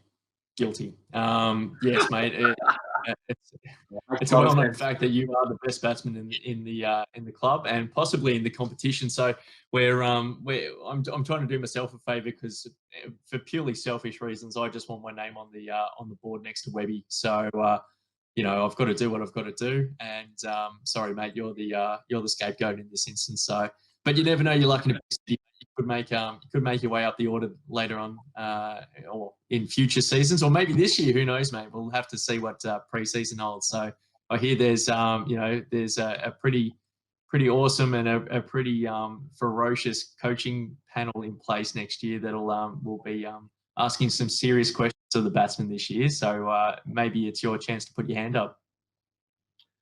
Good. Well, thanks for owning up, firstly, mate. But just be better, eh? Now, my next question, just wanted to know who you think your biggest threat for the batting average is next year. Oh, well, it's you, isn't it? That's why you bat at 11. So, apart from the obvious answer. Well, okay. Apart from stating the obvious, we're flush with talent. It's safe to say. We've had 3 massive signings for the club, which is is a fantastic achievement in itself, really, even just to get to this point.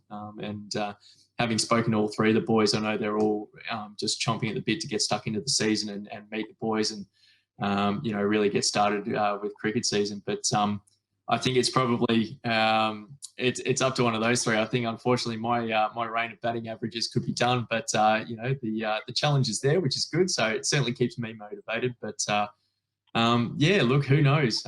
Each of them are different batsmen. I mean, obviously, Jack's been playing at Fitzroy Doncaster most recently, and as a star opening bat and has played in premierships and can handle pressure and is experienced and all the rest of it. So he'll bring that dynamic to the game. And of course, Ryan and Blake are exceptional cricketers. Ryan's been exceptional at subbies level for such a long time, and has always been a ferocious competitor. So I think he'll bring that real X factor to our batting at the top of the order. And Blake is I'm a huge fan of Blake. I've known Blake since I coached him in Pathways in the Dowling Shield, and he was captain of the state championship winning side that I was coaching. And even then, he's just an incredible athlete, a natural athlete, and he obviously chose the footballing path for some time and had enormous success at Port Melbourne. And, now he's getting back into his cricket. And I think,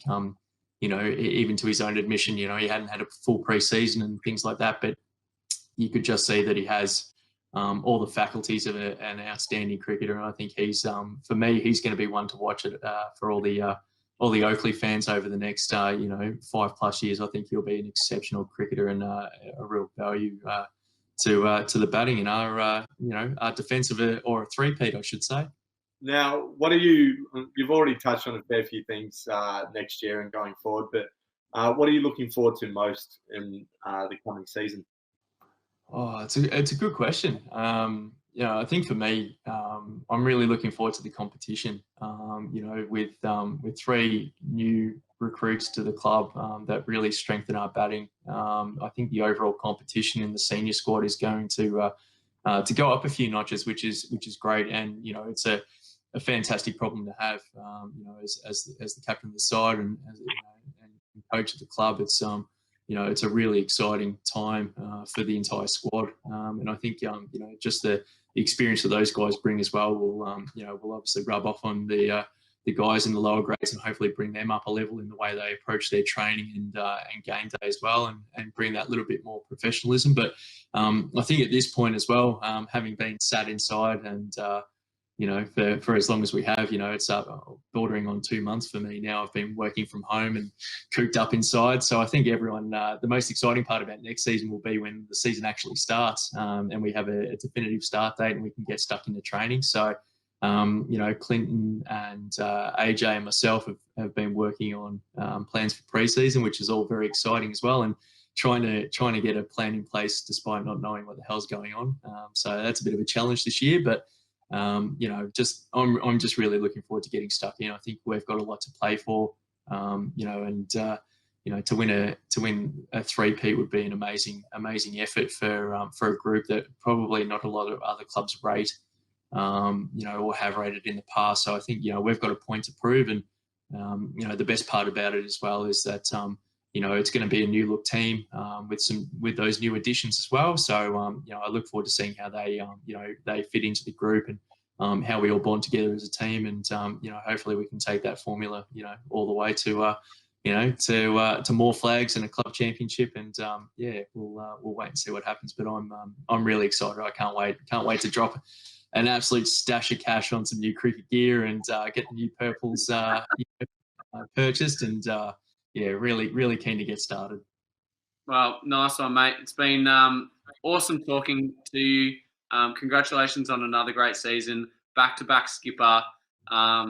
We absolutely love you at the Oaks. We hope you play forever, and we already can't wait to see you again and get ready for next season. It's been an absolute pleasure, mate.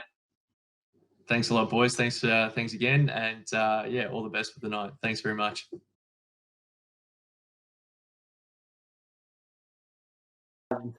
Awards is the first 11 bowling average. Obviously, that was a 2-horse race all year between what I thought was me and Javid. But in the end, it looked like yourself and Badge were going all the way. So what did you do to prevent Badge from taking wickets at the late end of the year?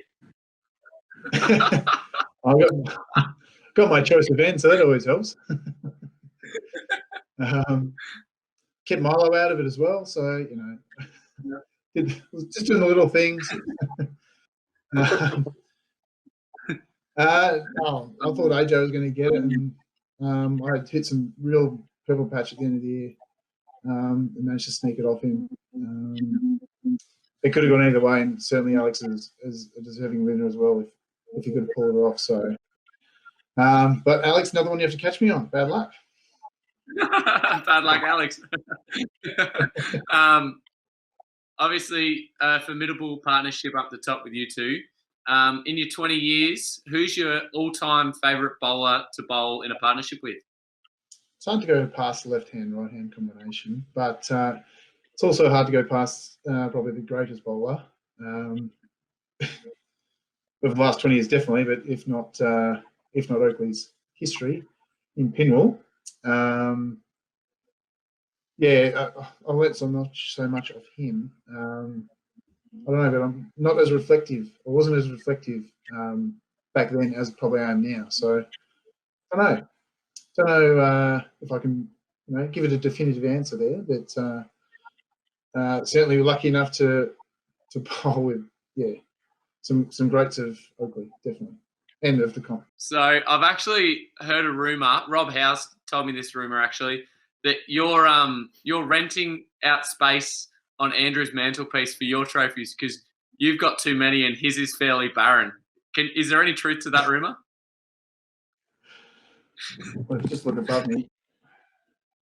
Uh-oh. Yeah, it is getting pretty full. Yeah, so actually,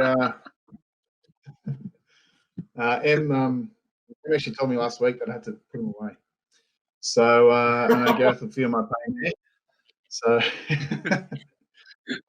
I'll put them in Andrew's place, definitely. You can always put them in my garage if you need them. Can't believe it.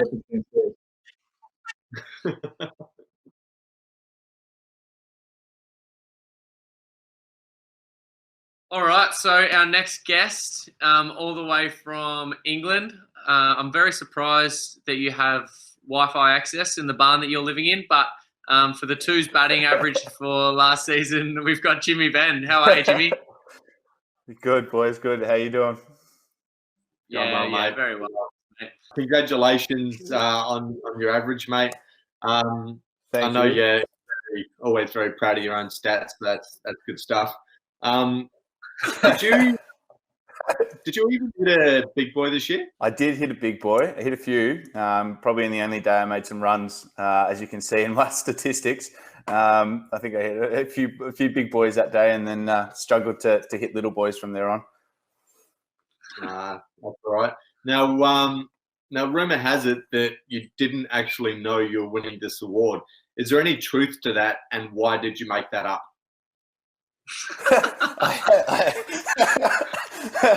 I honestly had no idea. I didn't think I had scored enough runs, to be honest. And when I figured that, I took all my eyes off the statistics because mine weren't very good, so I didn't really care anymore. No, we were all surprised. Don't you worry. Anyway, Jimmy, famously this year, you had one of the all-time training blow-ups on a Thursday night, and then you scored a ton that Saturday. Is this going to be part of your weekly prep next year? Oh, well, if they keep doing when you're out in the nets, I think it's a lock. It's a lock. Blow-ups every week. No, I like that. Yeah. No. Of course, you had the opportunity to fill in as captain for a few games this year. How'd you find that challenge, mate?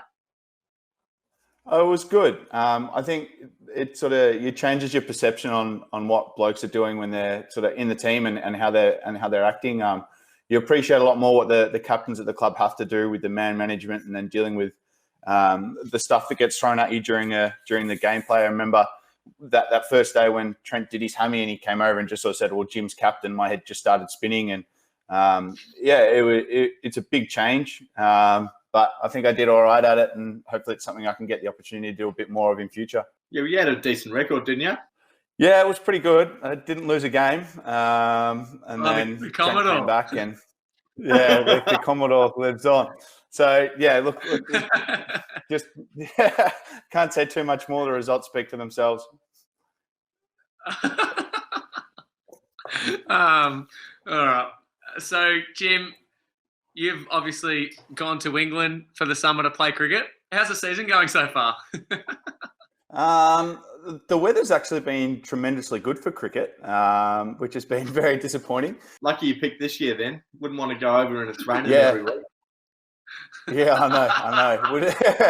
Because we wouldn't be playing cricket if it was raining every week. No, that's it. So, yeah. But I can say the asparagus over here is very good. I'm seeing a lot of that.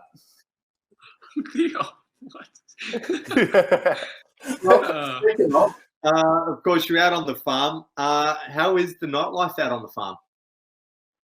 I haven't made it out to the farm just yet. I'm staying in a flat in Ross. But I actually think going in and out of the farm life there's a bit more going on. With all the internationals and stuff that are living there coming over and picking. They've got a little party village almost going on because there's nothing going on in town. So to be honest, the farm is probably where you want to be at the moment. Go play rural cricket in England. I'll start a farm, I guess. So we've got a question. We've got a question from one of our viewers that's just been texted in. Rob Howes. Rob Howes wants to know if you can confirm a rumor that after you got sent to the hospital after being bounced out, you had to sleep with the lights on for 6 months. Well, no, captain, the light wasn't very good. It was more along the lines I was wearing sunglasses for the next 3 weeks. Anyway, Jim, it was an absolute pleasure to speak with you. We can't wait to have you back next year. Get back here so we can all have a beer once this is all over. And it was great to see your face again, mate. Jules, thanks, boys. Stay safe, and it should be good. Looking for a big season of cricket back in Oz. And missing a pre-season while I'm here. Thanks, mate. Have a good one. Easy. See you, boys.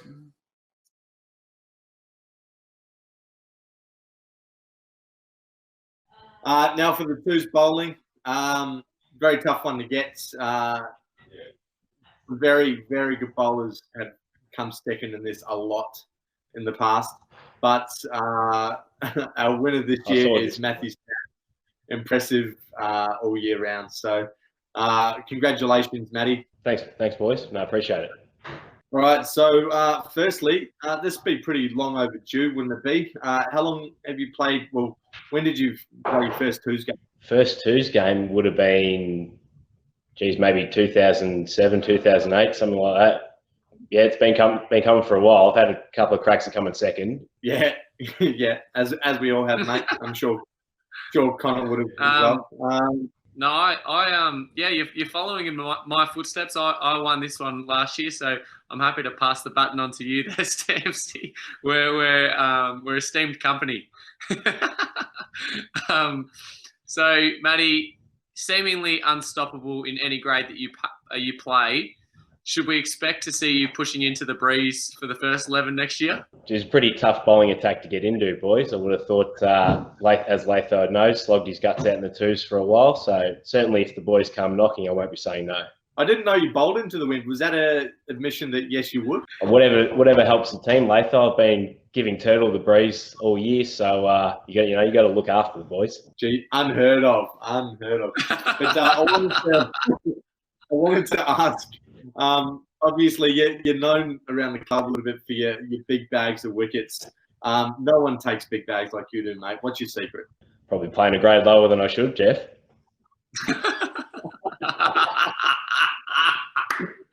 So that's the tip. Just bully the kids below you and you're fine. Like I said, Latho, I'm a team man. Whatever helps the team win. Oh, that is so good. No, that's very crisp. Well done, Matty. I've actually got a question in from one of our viewers. I've got a question from Satvik here. He's asking, Stampsy, you idiot, can you admit you were wrong and that Billie Eilish is a once-in-a-generation talent? Gee, that's a setup, surely, for starters. But no, we won't go down there. We won't go down that road, I don't think, boys. If I had a really talented sister that could write me songs too, I'd go, okay.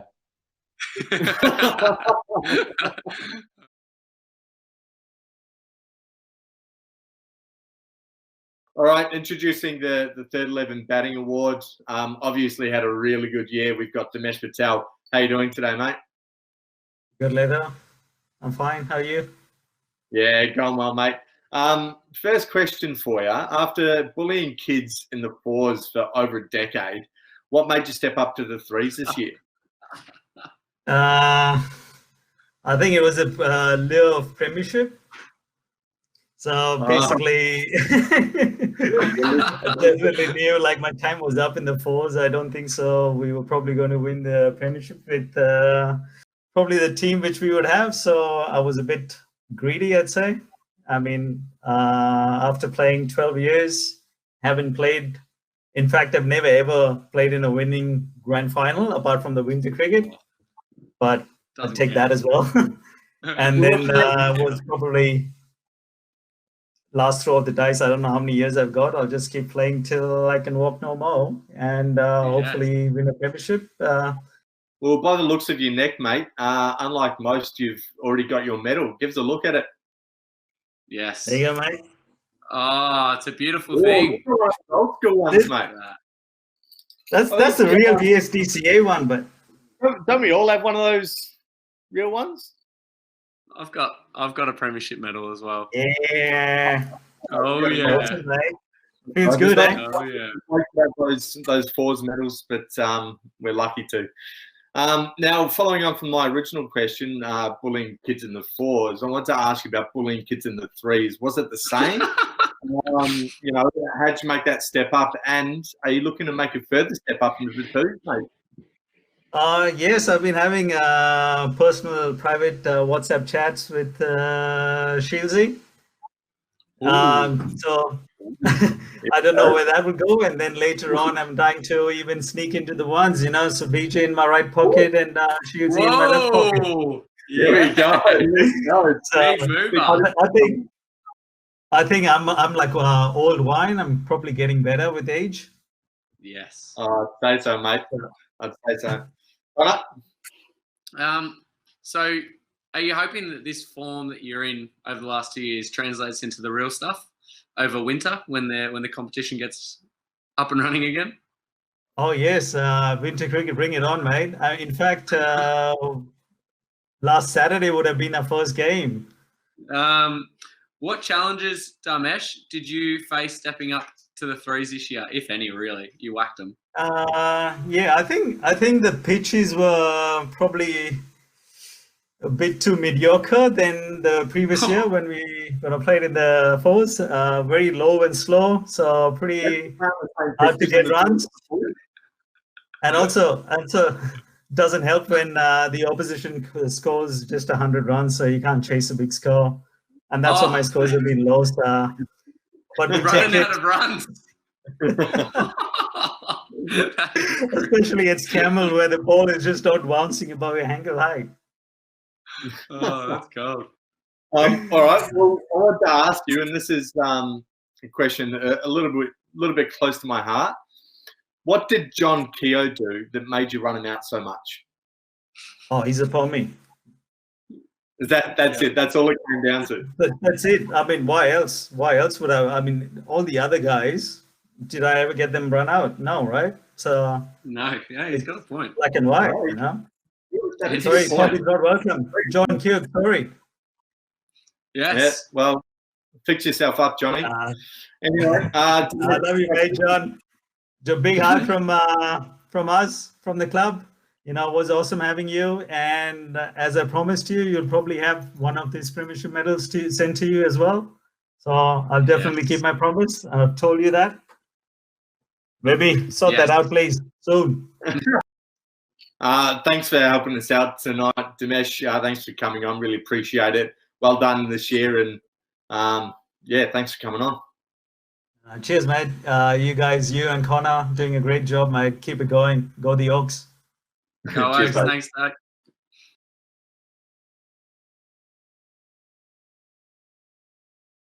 So, Tone, congratulations. You've also won the threes bowling average this year. Congratulations. Oh. Very pleased. Very pleased with you. So, mate, along with, of course, bulk wickets, you seem to be able to maintain an incredibly low economy and bowl plenty of maidens.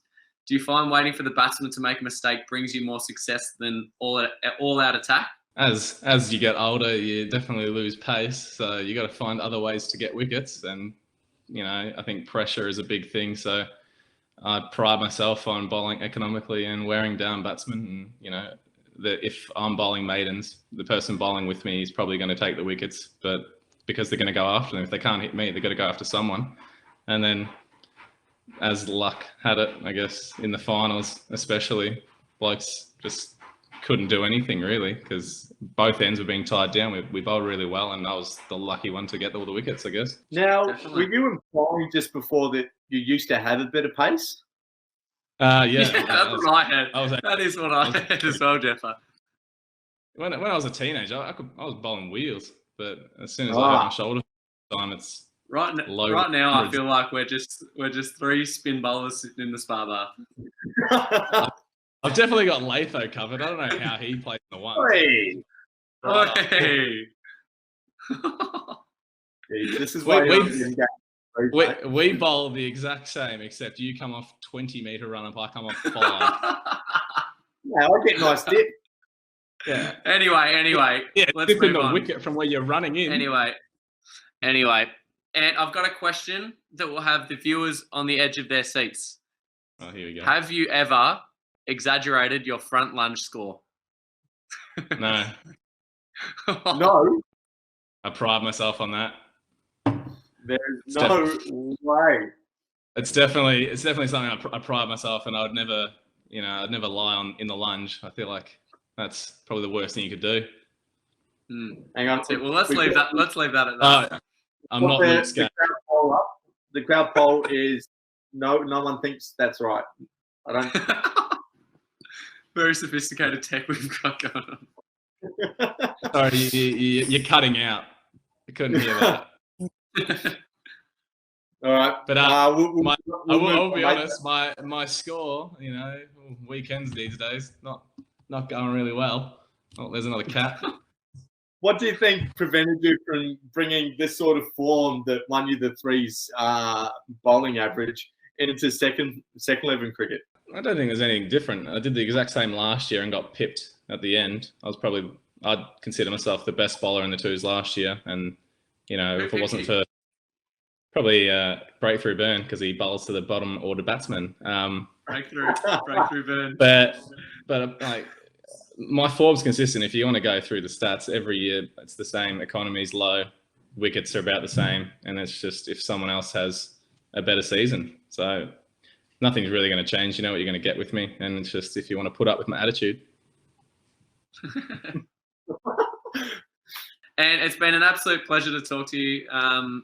Thank you so much. Congratulations on your 2 awards. We can't wait to see you next year. Have a great night, mate. Thanks very much. Great work, Tone. Cheers, boys. Thanks, boys.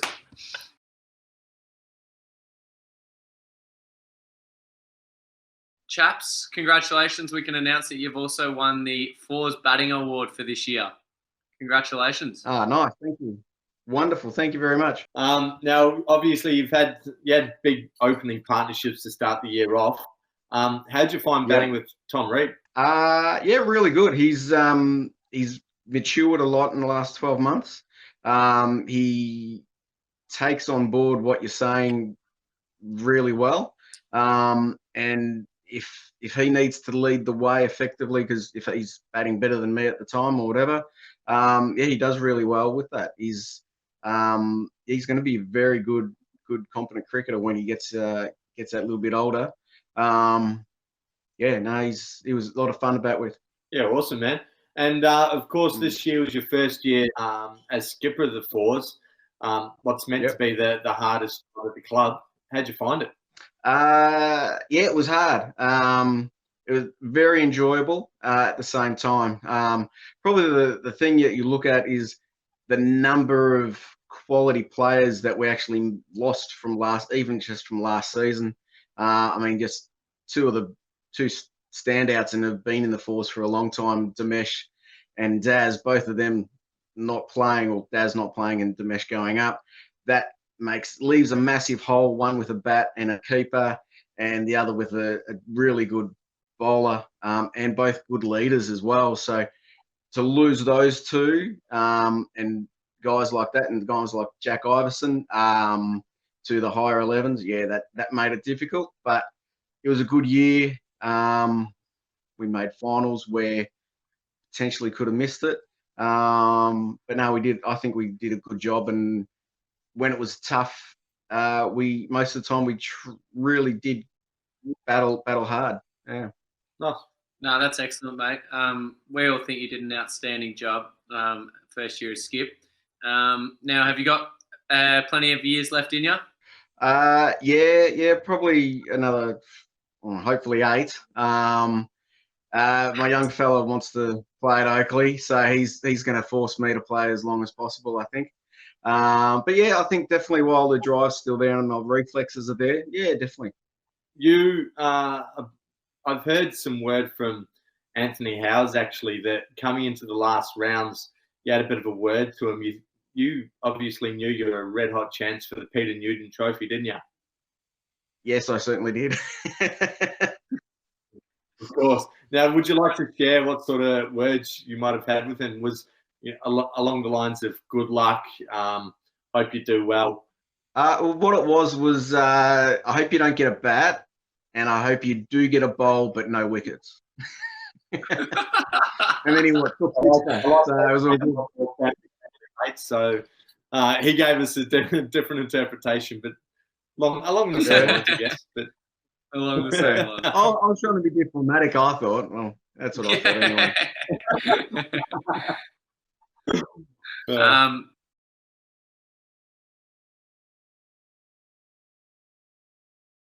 All right, so up next, we've got Reece Williams for the Fours Bowling Award. A few technical difficulties up in Queensland. I don't think they've got the NBN yet. So we've got Reece on audio. Reece, how is it up in Queensland at the moment? Pretty nice, mate. Yeah, weather's been pretty good since I've got back here. Hasn't been too much to complain about. I'm not sure how you guys are faring down there. I don't think it's sort of 20 degrees this time of year still though. So that's a bit of a shame. But Yeah. I'm enjoying it at least. Yeah, definitely. So your first year as an Oak, any highlights? Oh yeah, well, I mean, it was just really great to get around the group at all for starters. I mean, it's always a bit of a question mark coming into a new club how things are going to go and whether you're going to enjoy it. But I loved it. So obviously I was in the fours for the most of the year, and that was a really good group to be a part of. Just a lot of laughs and jokes and things all the time. We had some real characters in that team. And it was just a blast, really. So, really enjoyed Oakleigh overall. That's good, mate. We're super glad you enjoyed it. We loved having you. You made the comeback for finals. Was that just a ploy to pump the boys up? You were always coming back, weren't you? Oh, look, we can say that. I don't know if that would have had the effect that I would have wanted. Actually, that might have been something that put a few guys off. I don't know, but unfortunately, we just didn't quite get across the line in that match. A couple more runs, or the toss of the coin actually would have made a big difference big time for us. So, that was a shame, but look, it was good to be able to get back and at least.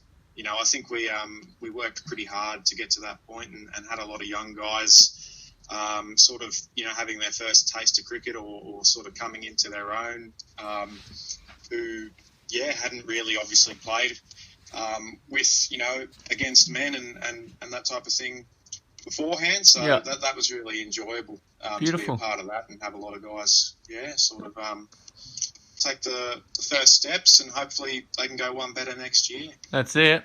So the big question we all want to know, are we going to see you again next year?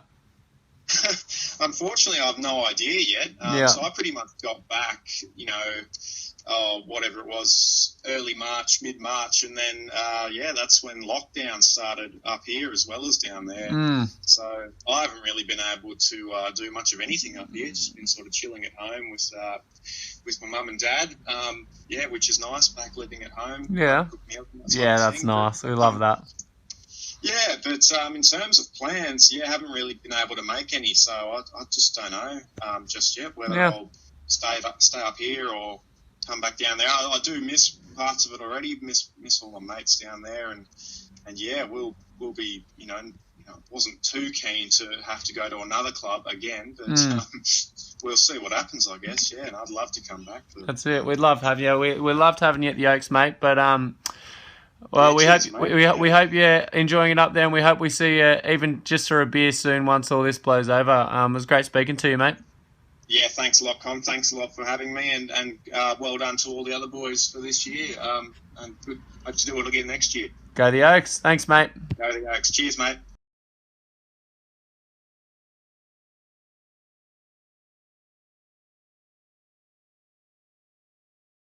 All right, so we've got Ben Cuthbertson here in regards to his bowling performance. So he took 7 for 30 off 29.2 overs with 14 maidens against Mount Waverley in a qualifying final. Absolutely incredible. Congratulations, Ben. Thanks, mate. So, better yet, you're a premiership player in your first year. Must be pretty good having come from never won a final ever. Never played in a final, to be honest, ever in my life. And to come over and win a flag first year, it's been pretty good. That's the way, Benny. Now, I want to ask you, obviously, for a lot of people watching this have played at Oakleigh before or currently playing. We've always played in March. What was it like for a first-time player in March? Mate, I was used to having holidays in March, going away, going to the races, all that weird sensation. Front up and play a bit of cricket in March, late March anyway. Benny, what have you enjoyed about the Oaks in your first year? Oh, the social side's been a bit of fun this year, I'd have to say. And winning games of cricket's all right. You can't complain with that. That's great. That's the perfect answer, isn't it? That is excellent. It is. That's what's on there in the social committee, aren't you? Yeah, that's really what I want to hear. That's the way. Now, I thought, obviously you got a 7 for later in the year. I thought you were probably a bit stiff to miss out on the bowling average, mate. Probably first you're hearing of it. But, Yeah. but It's not you. Outdone. what do you think? Bit stiff or what? Well, look, maybe, but that's for others to judge. That's all right, mate. Now, are you aware that you've been named after a certain couch in a share house, former share house of James Benn and Milo Fabris? I have not. Please tell me the story. There's not much of a story, but there's this big brown couch, and they call him Big Ben Brown. And obviously, you donned that name fairly early on. So I'm not sure if anyone told you, but that's where you got your name, mate. No, nobody told me that in the start of the season. So, look, it's good to hear now. Oh, that's classic. I've actually got a question here from Rob Howes. Rob Howes wanted to know if you're any chance of using that big front lever of yours and picking up the pace a couple of kilometres an hour next year. I would say there is literally zero chance of that happening next year. Absolutely none. You're pretty happy to just trundle in at medium pace. Medium pace, mate. It's more slow than anything. Slow than You got anything. to work on your dipper, Benny. Oh, no. Oh, mate, I've got the wrong ones coming next year. Oh, here we go. I can't believe I'm the only one not included in this spin bowlers chat. Anyway, Benny, it was great to have you. Your first year with the club, absolutely outstanding year. Can see you pushing up the grades for sure. And hopefully we're going to have you back next year, won't we? 100% back next year. Got to actually Absolutely. win a grand final this time. Right. Cheers, mate. Well, congratulations, and hopefully see you soon. Thanks, boys. Have a good one. Cheers, mate. See ya. Cheers, mate. See ya. Bye. We're also here to congratulate you on a bowling performance throughout the year. Like we said, big bag stamps. 7 for 14, 11 overs, 5 maidens. You must have, that's a really good bowling performance. You must have torn them up in the second innings. It's funny. It's a funny game, cricket, boys. It just, it might go your way at one stage, but it doesn't always happen and pan out that way in the second dig. But didn't go for any runs anyway. Yeah, that's So, that's so all right. how many wickets you get that second inning? Oh, who can remember when you take that many in the first, Jeff? So I've got the score sheet up here, mate. Ooh. Jeez, I thought you might have that handy. Obviously, you've probably run out of room for your high performance glasses, having God knows how many fifers. Have you got any tips for someone like Crofty who's never been able to climb that mountain? Well, they don't call it the Crofty Award for nothing, mate. Some people it might just not happen for, mate. Just a bit unlucky, you think? Yeah, he is unlucky. I've seen him bowl well. Samsy, do you have a favourite bowling innings over your years at Oakleigh? You've played a lot of years. Does any in particular stand out? Yeah, one comes to the top of the head immediately. Like, I have to admit, the game playing with the old man at Croydon in the threes, where we got all 10 between us. That's pretty that's always going to be pretty special. Nice, man. Nice.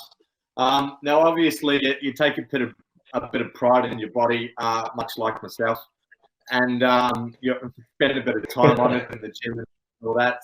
But they've got this new thing they call leg day. Have you ever heard of it? So, sorry, mate. Called what? Called leg day. You heard of that, mate? No, I'm sorry. Sorry again, mate. No, I don't know that. Yeah, we might have to show you in the pre-season, mate. It's I assume it'd be pretty foreign to you.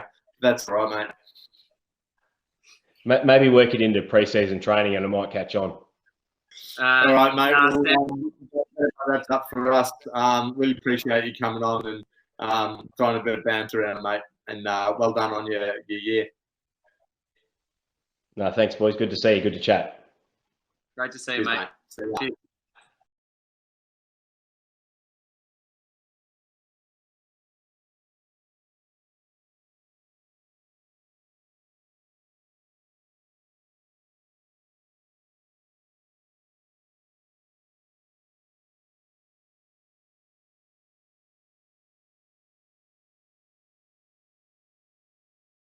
Chaps, we've also got to congratulate you on your 101 against Moorabbin in round 2. Can you tell us a little bit about that innings with Tommy Reid? Well, honestly, it was pretty lucky. I should have been out on, I think, 2. You had a couple of chances that they let slip, and they just weren't up to the standard, to be honest. After the 30 overs, they made it pretty easy for us to bat, and also batting with Tommy Reid with that innings was really good. If I started to get a little bit carried away, he was able to say, "Oh, come on, let's pull our heads in and keep going." So yeah, no, it was really good, and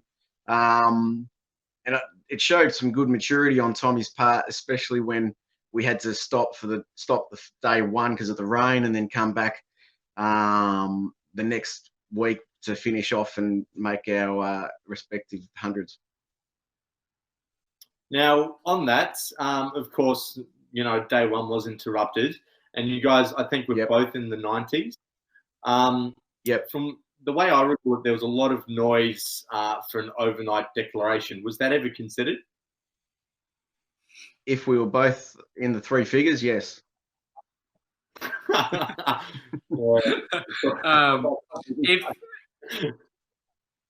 Can you answer this though, chaps? If you had made your ton before Tom, would you have declared? Yeah. No, that's a bit mean. I might have teased some people about it, but no, I would never have done it. I love your work, chaps. Mate. That about wraps it up. Really appreciate you coming on, and congratulations on your first year captaining the 4s. It was a great year. Obviously made finals, like you said, and you've led well, and we're all pretty proud of what you and the team were able to achieve. No problem. Thank you very much. Thanks, chaps. Cheers. See ya. All right. So next guest is Tom Reid, young gun of the club. We're here to celebrate your century you made against Moorabbin in round 2, 117 not out. Congratulations, Reedy. Thank you. That's away, mate. Now, is this your first senior ton? Yes, it is. What was your previous high score? The game before, where I made like 30. Reedy, it wasn't long before you found yourself in the 3s. How'd you find the standard change between the 2 grades? Yeah, it was pretty good. I don't think I got a bat for the first 2 or 3 games. Testament to the bowling, I guess. But it's a pretty decent jump. Just a bit more intensity. It's about it. Of course, yeah. Yeah, of course. Now, there's rumours about your actual age. No one's really sure. When you stand next to the likes of, your Jack Iversons and those sorts of things, we sort of think you look about 24. How old are you really? I'm 15. I'm actually born on the same day as Jack Iverson. You got the same birthday? Yeah. Ah, no kidding. No kidding. What's in the future for you, Tommy? Don't know, mate. I'll just go with the flow, I guess. Are you with Oaks? Are you with the Oaks next year? Yes, at the moment, yeah. Yeah. Oh yeah. That's the way, mate. Do you have aspirations to go and play a bit of district cricket at some point? Obviously, coming back and the big dogs with you.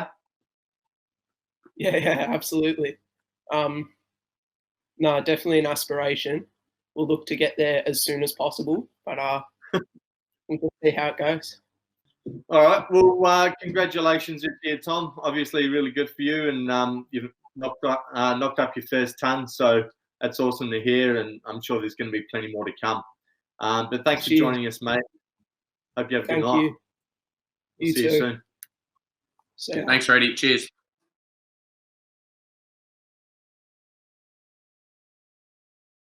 All right, new player for us this year is Blake Pearson over from Plenty Valley, along with his brother, of course.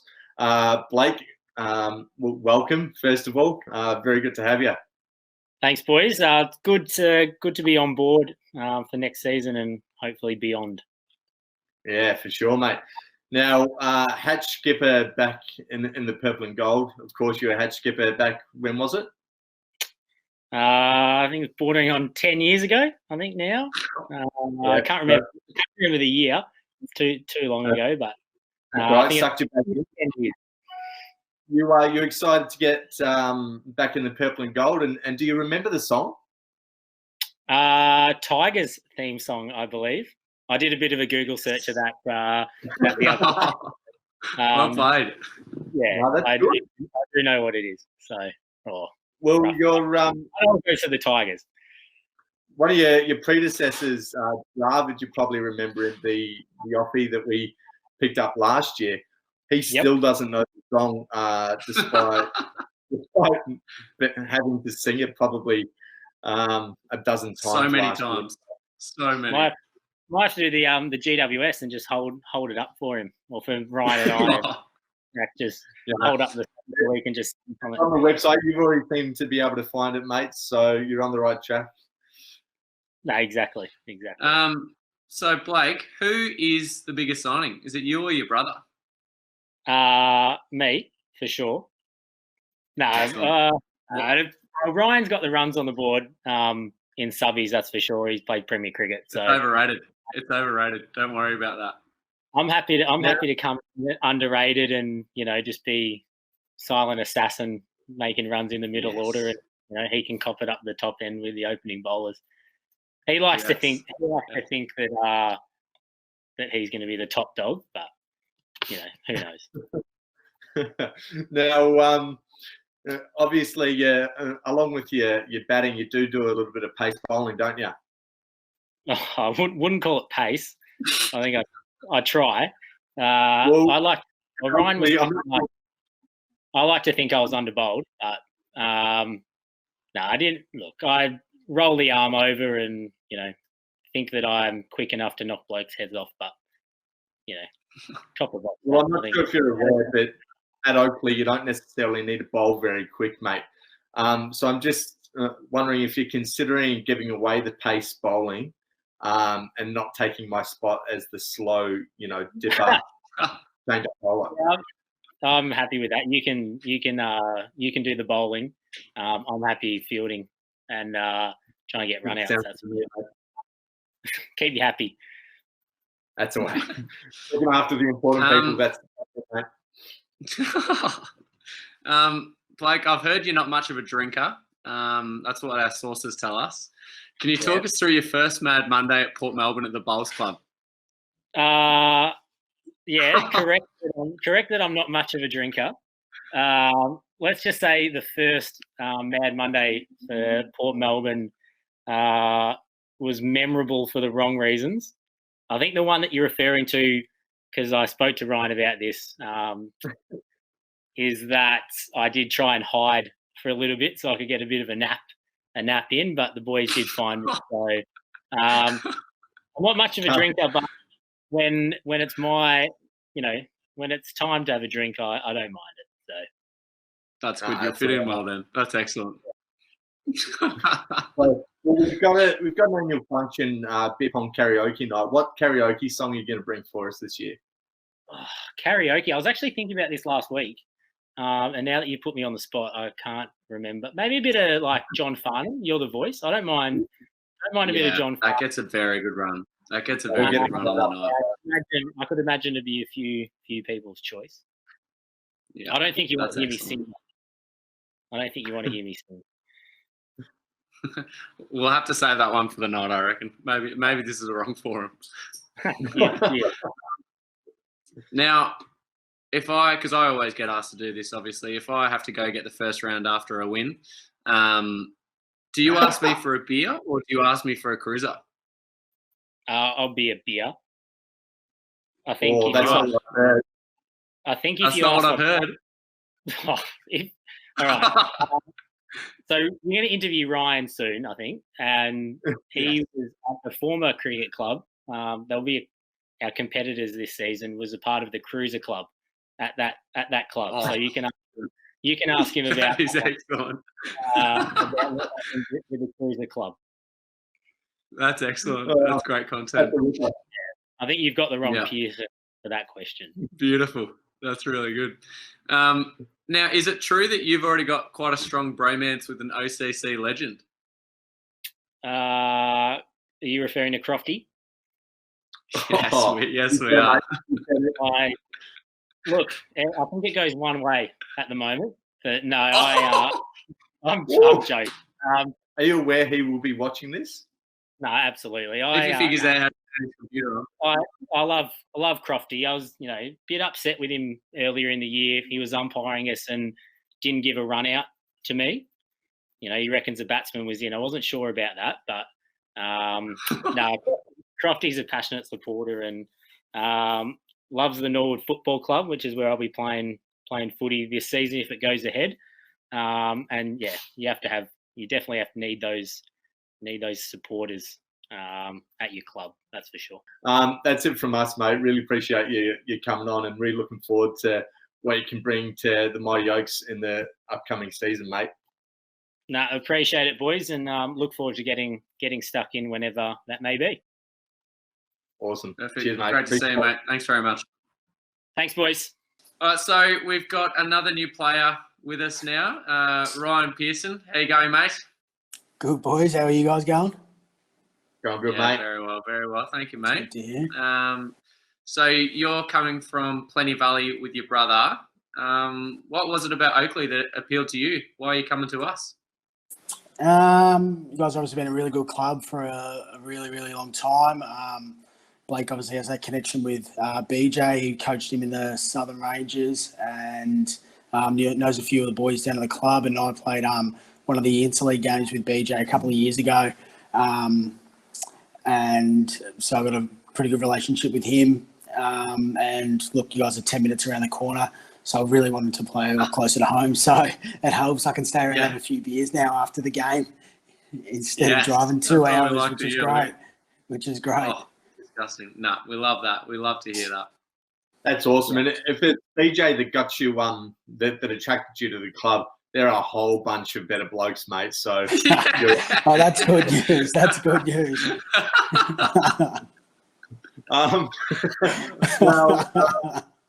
obviously, we're stoked to have you. Were there many other clubs talking to you, trying to stuck you in, or?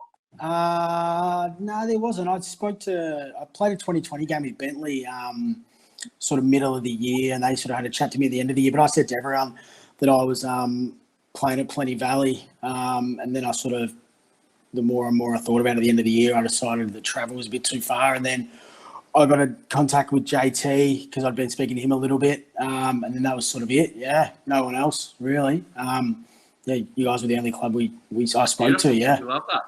So it was We good. absolutely love It was that. good. It all happened pretty quickly, which was good. We had a meeting with Webby, and that was it. A day later, we were on. What a great man. Yeah, that Nice, would man. have definitely got you over. You didn't speak to Ormond at all? I heard that Ormond's a fair bit closer than Oakleigh is. So They are. They're 150 metres, if that, away. So I sort of chatted to Wildy a little bit during the year, but sort of once we had a meeting with JT and Webby, like we were sort of pretty sold, and yeah, it was a lot closer for Blake as well. He's in Kilsyth, so it sort of was a perfect fit in the end. Yeah. Wild will be fuming, but that's all right. We don't mind that too much. We don't mind that. Exactly. Exactly. So what are you looking forward to most in the upcoming season, besides obviously not travelling? I'm looking forward to hopefully playing finals again, which will be good, and hopefully help you guys win help us go the three-peat, which would be great. Yeah, just looking forward to obviously kickstarting pre-season, kind of a bit stir-crazy at home, so yeah, it'd be good just to get amongst it, have a few beers with the boys and that sort of thing, and get to know everyone. Yeah, excellent. We can't wait as well. Now, the rumour has it that you've been signing off all your text messages with Pearso because you're trying to get that nickname before Blake does. Is that true? That is my nickname for one. he's trying to pinch mine. I saw BJ. He sent me a couple of messages that BJ sent him, and he had how you going, Pearso, this and that. I'm like, nah, mate. If you cop that, I'm out. That's me done. Okay. There's not a chance he's taking that from me. There's not a chance. It's been 25 years in the making, that nickname. He ain't copping that. Oh, that's But, excellent. Well, if that's a deal breaker, we'll have to let all the boys know. Beautiful. That's what I like. That's it. That's all good. I don't know how you go. There's only one bloke that's ever self-appointed a nickname, and it's the dude in the old-fashioned jacket next to you on the screen. So There's nothing better than a self-appointed nickname. Yeah. I'm in good company then. I'm in good company then. Now, obviously, you get to play a game for Oakleigh, and of course, Blake, captained our Hatch side. Are there any fears that you're not coming in as the top dog, as we already know he's a bit of a Oakleigh, a bit of a leader, has been for Oakleigh in the past? Nah, he can be the top dog. It's all good. He's tried to be the top dog his whole life in bullying people in junior football and junior cricket. So we'll see how he goes in. We'll see how he goes at senior cricket at once. He still hasn't made a senior 100, I don't think, on turf. So I've still got him in that department, and I don't think he's taken a hat trick yet either. So he's got a little way to go. He's got a little way to go. You mentioned one thing though. At your old crew club, you were part of a cruiser club. Is that right? Is there any truth? Yes. Is there any truth to that? Yes. When we were there was 3 or 4 of us when we were 18. We used to drink we played in Endeavour Hills, and we used to drink a slab of cruisers on the way home every Saturday night, depending on which game we were at. There was 4 of us. Well, 3 of us, and there was the guy driving, and he didn't drink. But the rest of us, we had. I think the best we did was 2 slabs from Broadmeadows when they were in the comp. But every other time it was a slab of cruisers on the way home. So we went from Endeavour Hills to Noble Park and had to down half a dozen stuffies on the way home. That's a good way to kickstart the night, at least. Oh no, I know. We were a bit worse for wear after it. That's for sure. So out of the car. Those days are beyond me now.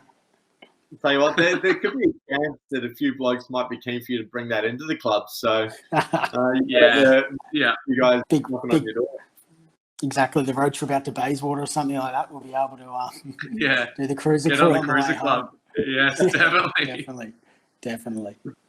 Awesome. All right. Well, that's all that we've got for you, Pierce. So, Ryan. No, Pierso. No, it's the deal breaker. No, thanks for joining us, mate. It's a pleasure to have you, and really looking forward to the season coming. Yeah, beautiful. Thanks heaps, guys. Can't wait to get stuck into training, and congratulations to all the winners of the awards and that sort of stuff. So can't wait to meet you all at the function soon. Perfect. Cheers, mate. Have a good one. Thanks, boys. See you later. You too. Yeah.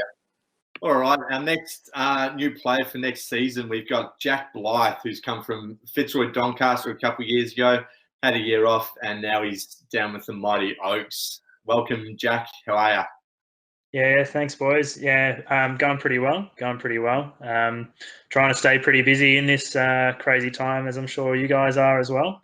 But going all right. That's the way, mate. Good stuff. Now, after, of course, taking a summer off cricket, what's piqued your interest getting back into it? Look, when I stopped playing, it was a couple of years ago now. Just sort of not fell out of love with the game, but it just felt like it was a second job. I mean, playing it with a fairly large commitment, it was hard for me to keep the level that I wanted to play at, while trying to get my best out of myself, but also trying to start my full-time work as well. So had a couple of years off and sort of recharged the batteries a little bit. Played a couple of games back at my junior club over the summer just gone, and loved it, and just couldn't wait to be back out on the field and playing properly. So yeah, it was just really a couple of years off, and it got me back into the game. Good to hear, mate. Yeah, that's excellent, mate. So what is it about Oakleigh that drew you to coming on board with us next year? Yeah, so I mean, Webby spoke to me last year, which I was pretty close, I'll be honest, to coming last year, and I had no intention of even playing. So I think that sort of speaks volumes of pretty much the first thing was when he contacted me. the sort of person that I got to know him to be, and then through him sort of got to know the club a bit more. And I reckon it was about a month ago now. I'd spoken to Webby a couple of times and was just sort of mulling things over and really considering what I wanted to do with myself for next year and then coming into the future. And I got a call from Brendan McGuinness, and that made me just feel like it was that sort of the place that I want to come and play cricket at. It was just the feeling I got, the values that I sort of felt from those interactions that I'd had with the few people that I'd spoken to that really drew me into the club, and that made it somewhere that I wanted to go to. So that's, those few things there. Yeah, perfect. I heard you mention you got a call from BJ, and as we spoke to Ryan Pearson. I think he wants us to call him Rhino. Wants his nickname to be, but we were saying that if BJ's the one that got you here, there's a lot of better blokes around. So I'm sure you'll enjoy it, mate. Just gonna rehash the same jokes. The boys will get used to it. Now, speaking of nicknames, I said old Rhino is Pearson's nickname, but what are some suspect nicknames that teammates have given you over the years? So coming from Fitzroy, as you can see, I've got a bit of sort of the isolation growth going at the moment. I do have more of a mustache, but I've decided I got lazy and didn't shave off the rest of it. But for a fair few years, I was running around with a pretty mean beard. So it was pretty simple, but the boys used to call me Beard back at Fitzroy. But then playing footy, I've played footy all my life as well. And the footy boys a couple of years ago were going through nicknames that you have at every footy club, but and they were trying to think of ones that we didn't have at ours. So they were going through the list, and they decided that Shagger was a name that no one was called at the club. And similar reasoning to the beard, because I was looking pretty shaggy. I guess that one stuck pretty quickly, and so the footy guys know me as Shagger. So yeah. Now I'm not saying I want you guys. I'm not saying I want you guys to have to call me those names. I'd be happy with anything, but I'm not going to. I love Shagger. Shagger's great. I definitely think we can stick to Shagger. There's only been one bloke that's been able to don his own nickname, and it's Connor himself that's speaking to you. But he's been able to manage to self-appoint burn train. God knows how, but he's done it. Yeah. If you were able to self-appoint something, what's your ideal nickname that you've come up with? Look, I'll be honest. I've never really thought about nicknaming myself. I don't know. It's pretty arrogant. I don't think I have one for you there. I'm really racking my brains. I can't. Maybe just you can go with maybe the Maestro. I don't know. Oh, Maestro, yes. Yes. I'm just trying to think of something right off the cuff and just anything that I can think of. Alex Jones will love that one. Bit of a Seinfeld reference on that one. I like it. So, mate, obviously being a part of a very successful period at Fitzroy Doncaster, what are you looking to bring to your new club, Oakleigh? Part of the reason that I was coming to the club was the values. It's also one of those values is that sort of competitive nature, which I've sort of grown to become really accustomed to. I guess it's not necessarily about the success; it's more about the way we compete, and that was sort of our mantra for many years at Fitzroy as well, and something that we took into every single game. No matter the position, we were always going to compete. So I think something that I wanting to bring across with me, and obviously you guys already have that pretty well ingrained at the club as well, is that sort of competitive nature, never give up sort of attitude, mentality. You're always in the game, and that's something that has really stuck with me, and it's something that sort of developed throughout a fairly long period of time of playing cricket. So that's one thing. I think personally, it's something that I'd like to bring across is I'm a school teacher, and I think it's sort of in my blood a little bit. I really like that sort of mentoring mentoring role, and I try and sort of bring across my knowledge or help people out, and in doing that, it helps me a lot as well. So those are a couple of things that I'd really like to bring across and try and those values sort of instill into the place as well. So yeah. Perfect, mate. Nice. Now, one of our annual functions is, of course, the beer pong and karaoke night. What sort of songs can we expect you to bring to karaoke? Yeah, that's a great question. I'm glad you brought that up. I think one of my all-time favourite is Mr. Brightside. Definitely not at karaoke.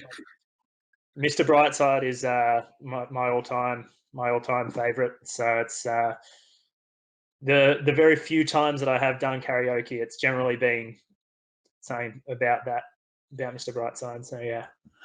Yeah. Nice. Love that. No, that's good. Yeah, that'll fit in very nicely to the night, definitely. We're really looking forward to meeting you and having you around the group and seeing what you can bring. So, definitely looking forward to it, mate. Anyway, that's it for you. But thank you very much for joining us, and just really keen to get started with you. Yeah, well, thanks for having me, guys. Really appreciate it. Thanks, mate. Cheers.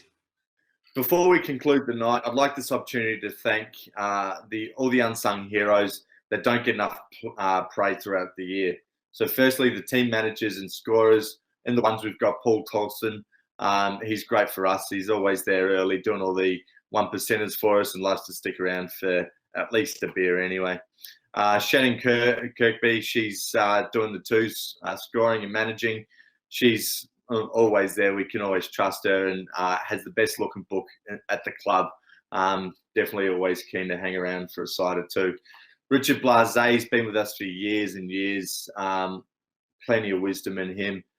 He's done the threes, and this year in the fours we had Ed Cavolo. So young Maxie's old man helped us out plenty as well. So we can't thank you guys enough, and really appreciate what you bring to the club and our teams respectively.